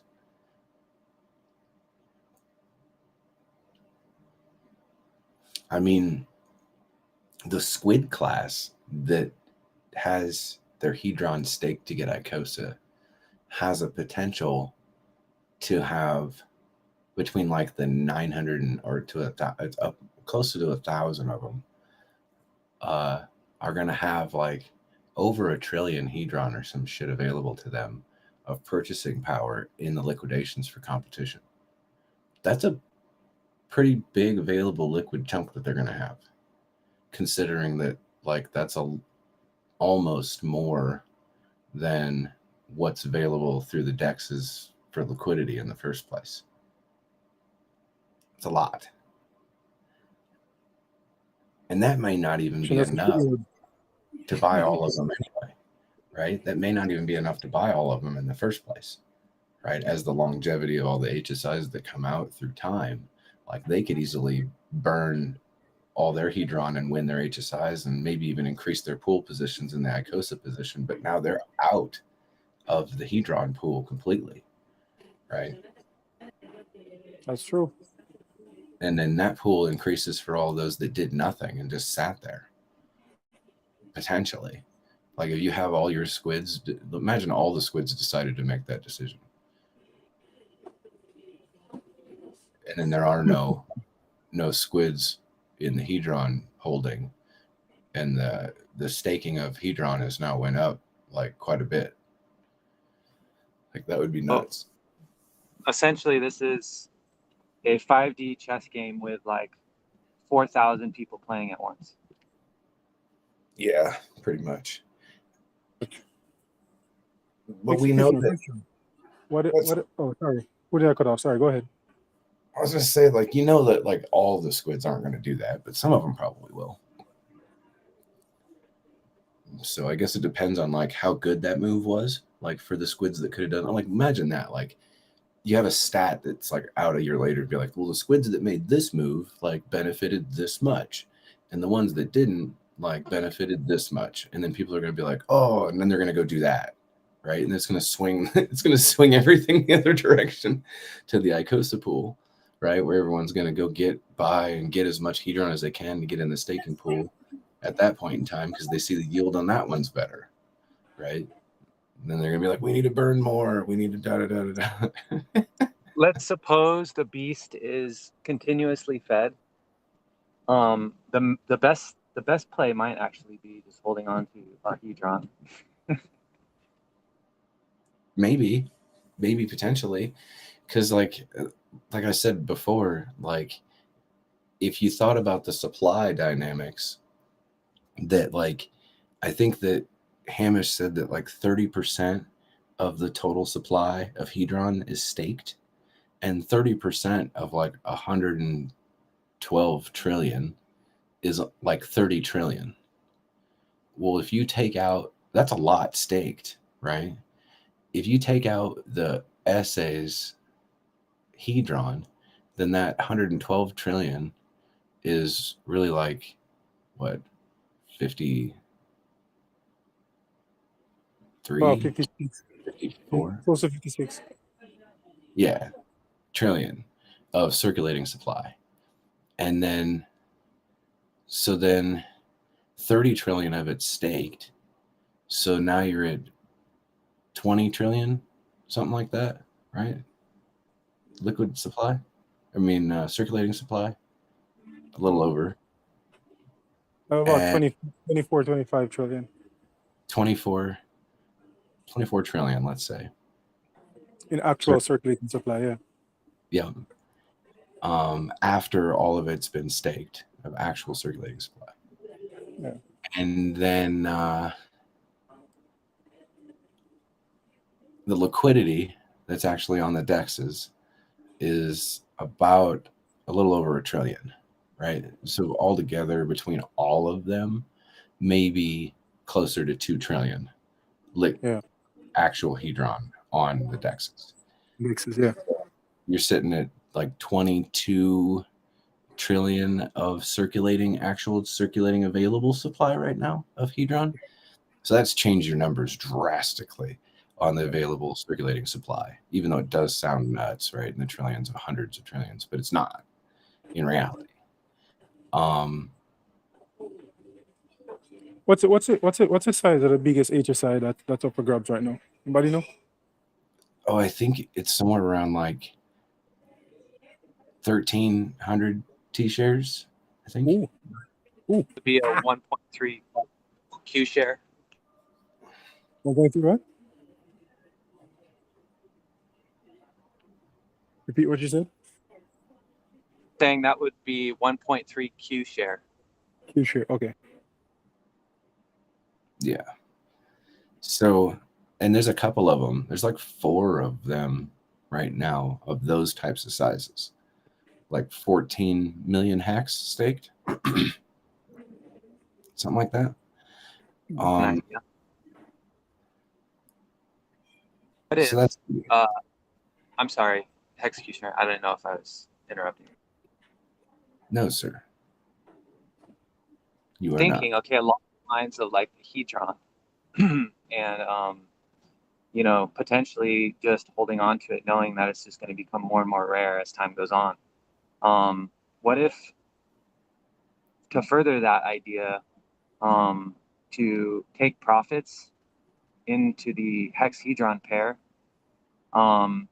get my hex, right? And so basically take profits from hedron in the future into hex, make a quattro cinco and throw it into the contract to essentially encourage what has already happened, which is making hedron more scarce.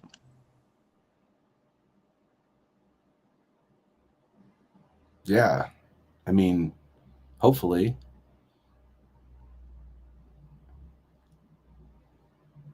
Hopefully the amount of hedron that gets burned puts it in a position where it incentivizes borrowing, right? And through the arbitrage of the borrowing, it means people are going to be throwing away HSIs to be able to extract liquid hedron from the borrow function in it of itself. So it does kind of increase more HSIs to be made that are smaller in that arbitrage through hedron. However, who gives a shit, really?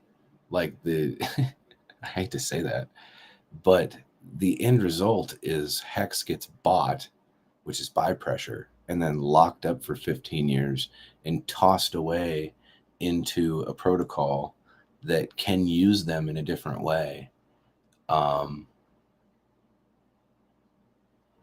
And if somebody decides that they want to hold on to them and pull them together, then so be it, right?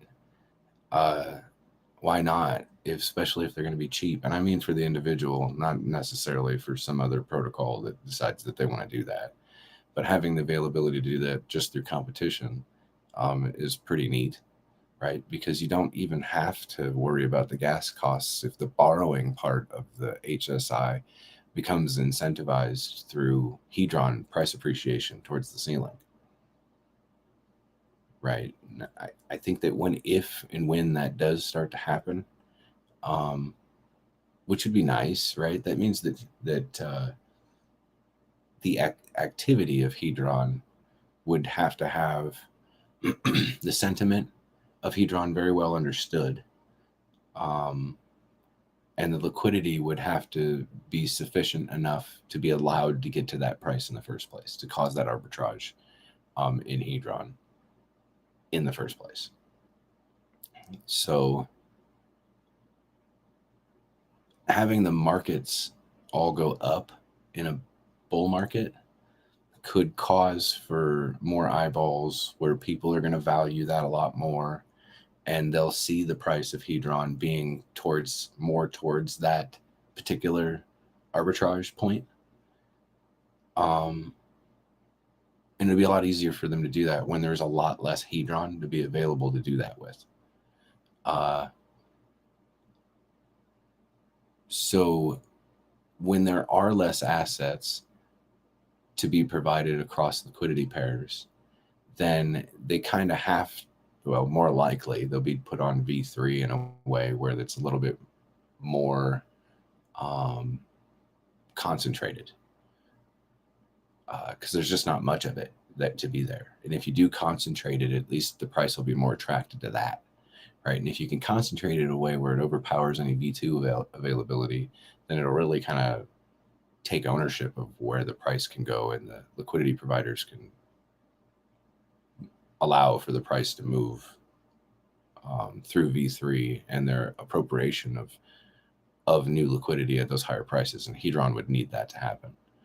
I think through time of just normal market structure, that Hedron will reach that through the burning and the rarity of it. I mean, it could be, and I'm not going to speak definitively, right? Because it's going to take them out of time anyway, and I won't put a timeline on it. But potentially, the needing Hex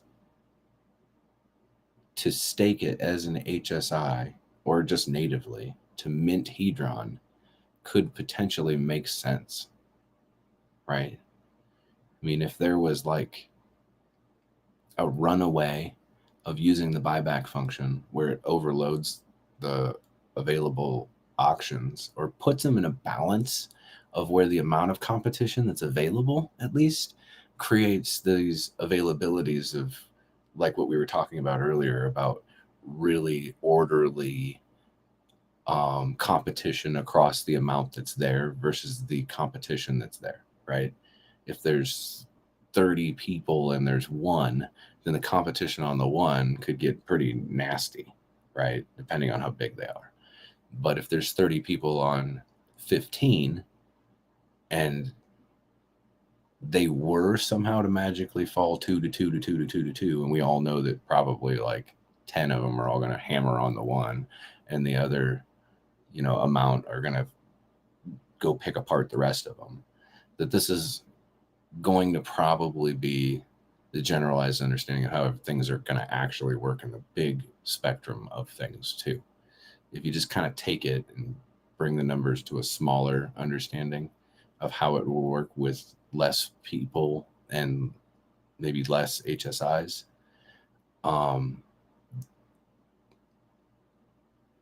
then that's probably how it's going to end up falling out throughout the durations of the future.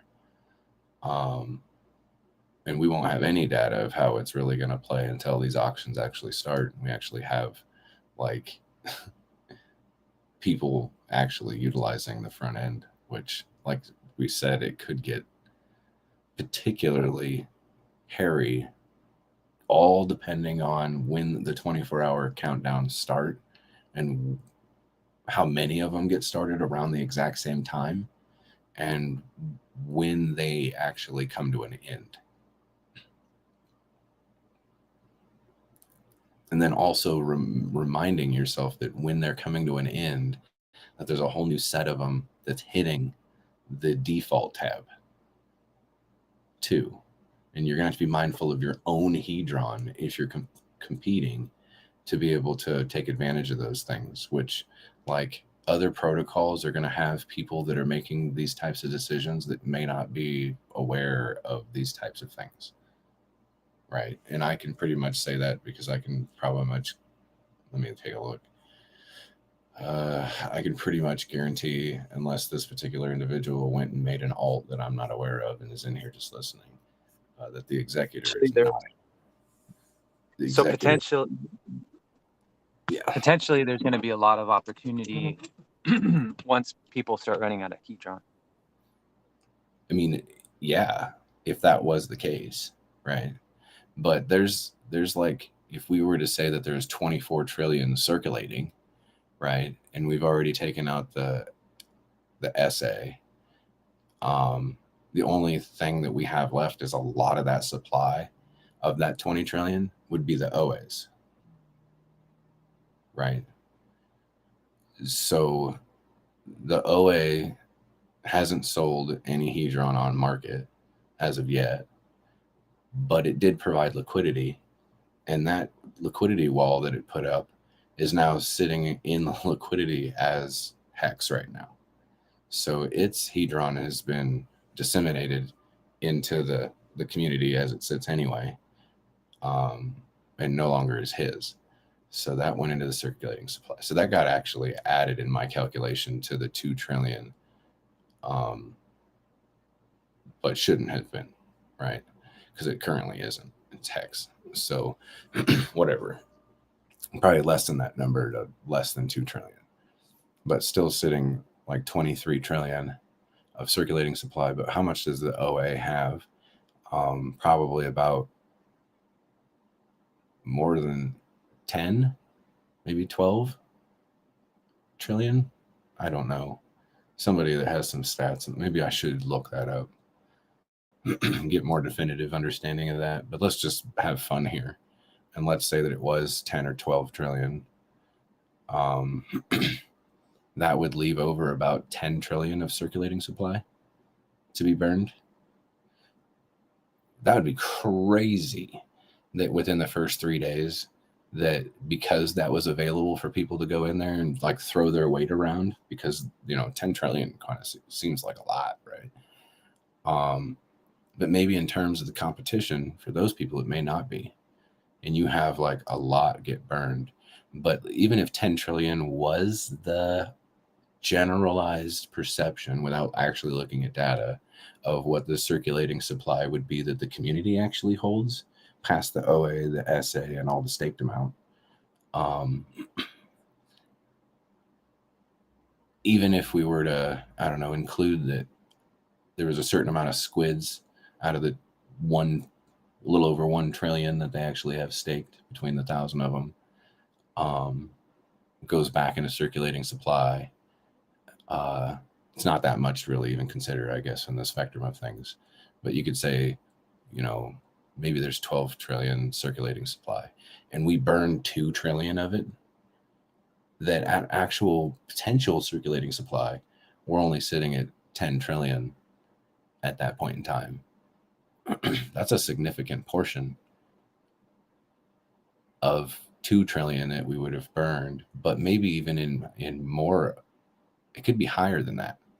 It could be 10, 14 trillion potentially in the YouTube streamers, 14% of the supply getting burned, based off the calculations of the max supply. 14% of the max supply potentially could be burned based on those current prices and other types of speculative things. But 10% of circulating supply of 112 trillion is not, it's not much, right? So if there was potential then to burn 14% of it, but you only have 10% available to the community out there, then the competition percentage means that people will probably find themselves in a position where they won't have enough Hedron, maybe potentially, to buy all of them, depending on how the competition goes between them. I mean, if it's a pretty old thing. I wonder what like long-term, okay, let's just think a few years in the future, and the amount of mintable Hedron from the existing hex stakes and potentially like future hex stakes, and relate that to the Hedron that's going to get burned continuously through the auctions, and like which way the pendulum would swing in regards to like would Hedron become more scarce, after that's all said and done? Because that's kind of, I'm trying to just look at from the most backed out perspective, like where does this potentially land us near the end of the bull market?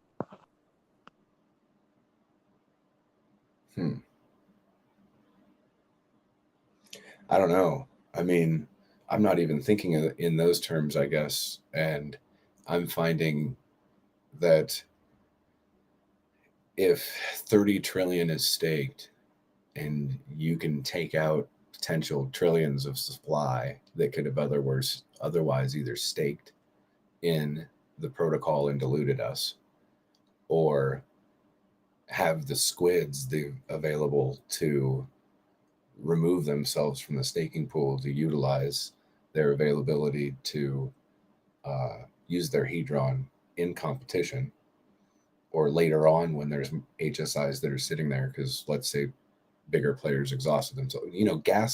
Gas prices are going to be like the referee of this whole thing, I think, right? Causing for more order than chaos in a certain respect. People are going to make their decisions a little bit more carefully because of that. So I think that to think about it being like all chaos and all this stuff, and I find it hard to believe for people to just suddenly be very fucking reckless, right? Like maybe, maybe in some cases, some oddball cases, maybe so. But I would hope, I guess, for the most part, that because of gas prices, that would be your initial signal to take heed to the availability of the information that's on the front end and take it seriously with which ones you want to actually go for, and know when to hold them and know when to fold them, I guess would be the best case scenario. Because it's kind of like playing online poker without being able to see other people's faces and trying to bluff people out before it gets not advantageous to do that anymore. Yeah, like what you and Crispy were saying, like there's going to be people bidding against themselves to kind of make, create a perception. Yeah, maybe potentially keep people away from it, right? But you'll just never know, right? So yeah, absolutely, that makes a lot of sense. So I mean, and then going through all this, like some percentages of people are going to be like, fuck all that, I'm just gonna, it sounds more advantageous for me to just stay staked and not go through all the trouble and spend any gas at all. I can just keep chilling right here and then be rewarded that way. And then they'll have a better perspective of what's gone on in the auctions by just sitting back and eating popcorn and watching the fireworks happen. And then maybe later on, they'll come to the conclusion that now it's maybe their time to shine, or they just didn't find an opportunity. Maybe everything goes smashingly and they just get to sit there and watch the show go on and get reap rewards, and it just goes in any which way that we can't like predict right now. But who knows? A lot of the larger players in Hedron that staked had 2 wallets at least that they staked from, so they could have at least one wallet that was coming out at the 90-day period, so that would be released, so then they could bid. Yeah, because you might as well be earning assets for the time you got to wait for the 90 days from launch when you were a day oneer and you knew it was coming. Right? Maybe even you knew that, so you made multiple wallets that had 90 days on it because you maximized the understanding and then added to the stake to reduce the staking terms down to 90 days. So Wonderful thing that feeds all of this is basically the T-shares, and it's the most, I mean, what a better thing to create hype and FOMO than T-shares on sale. Like, I just don't see any way that this whole system isn't going to flourish. That's just me. Yeah, I'd have to agree. Well, I mean, you can't say for certain, but signs are looking pretty healthy, right? Pretty good. Just have to see what happens. Like, there's going to be an advantage, and we're going to be able to take it, and it'll be useful to everybody eventually. Just like Hex, just like Hedron has the potential. I mean, Hedron's already, done more than I expected it to do in the bear market, right? But Icosa presented a plot twist, right, to the whole thing. And it's quite the interesting thing, how it operates. So let the show go on, right? Like we have been captivated. Let's check it out. Let's see what happens. At our core, we're all fundamental hexagons, I believe, and that's what just gives me the most confidence in all of it.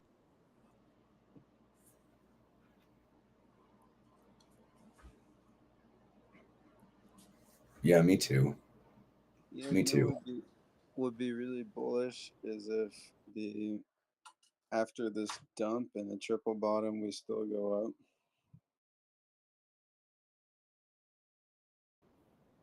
Yeah, no kidding, huh? The candle was green just a little while ago, while everything else was red. It was up 7%, and then somebody in the chat said it, and then I've watched it go down to 4.43.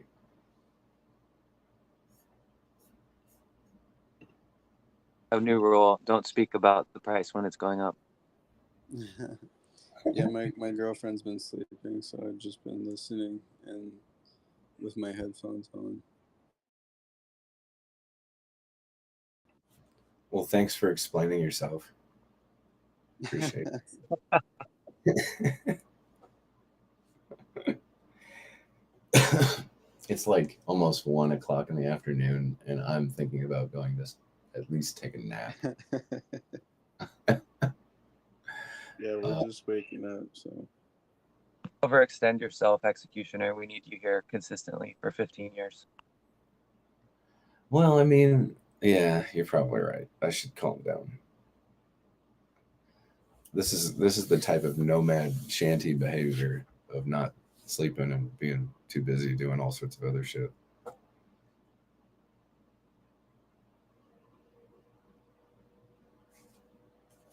It's, when when our time is out, right, then we can rest. But yeah, time is the most valuable thing, no doubt about that.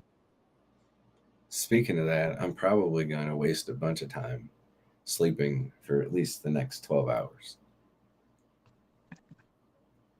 Have you ever taken any like Alpha Brain or Qualia Sleep?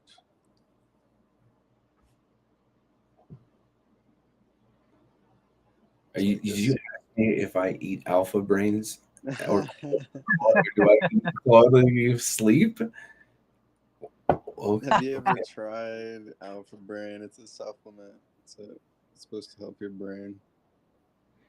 Joe Rogan takes it. Yeah, I've heard of it, but no, I don't usually participate. I've learned from, a long time of those supplements that generally it's just a marketing ploy.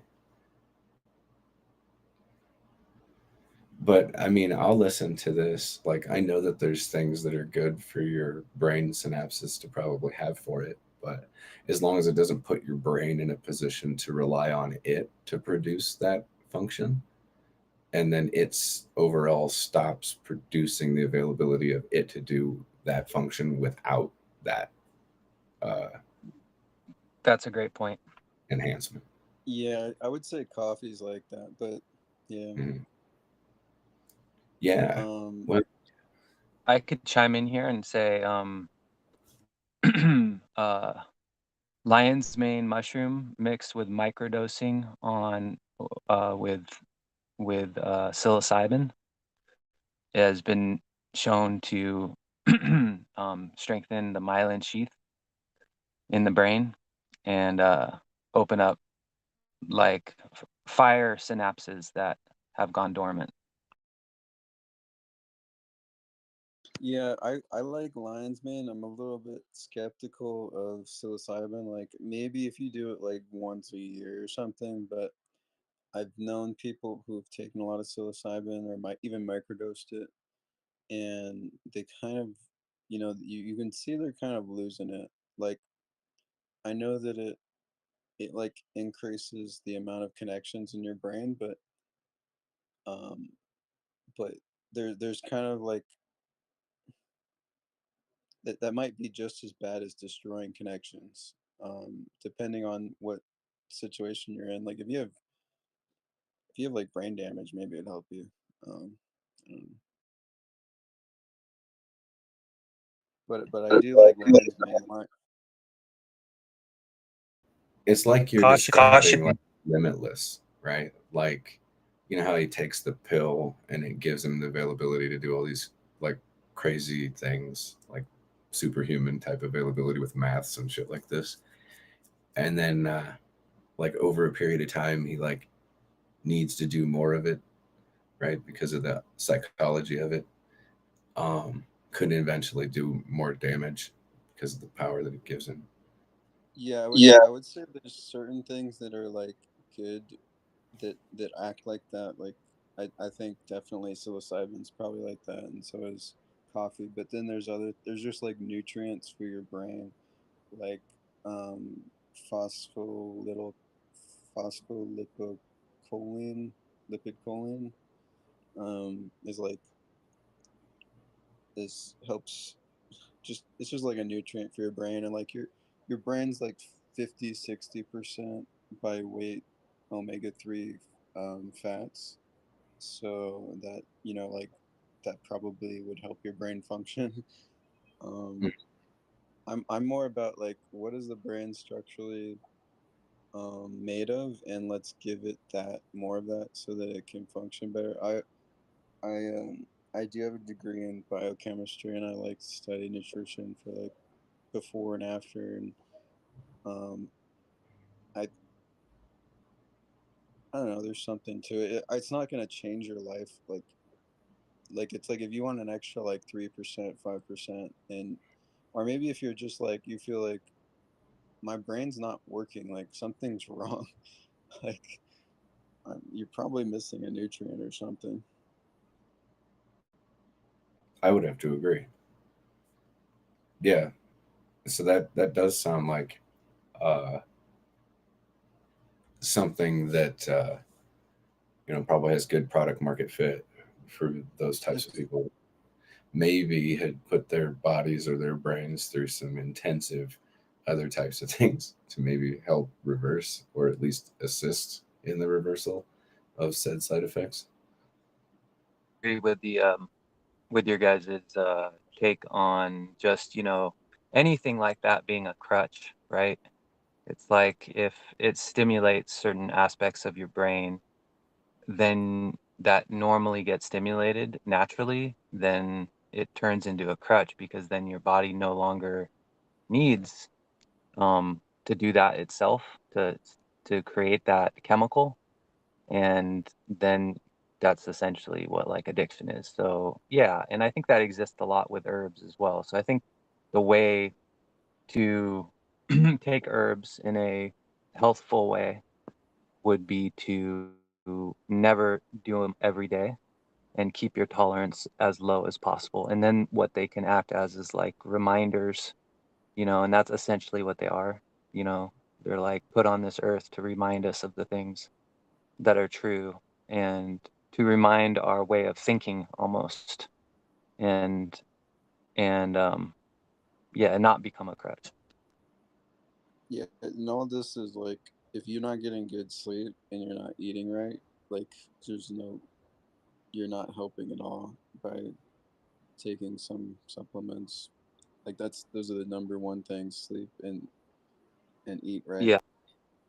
Yeah, I suppose from where I'm at, it's eating exceptionally well and then just trying to up the ante in what I believe to be possible in my own like ability to be more tuned in. There's two things I learned recently, which is um, that the kind of lost it because I was like going on a tangent once I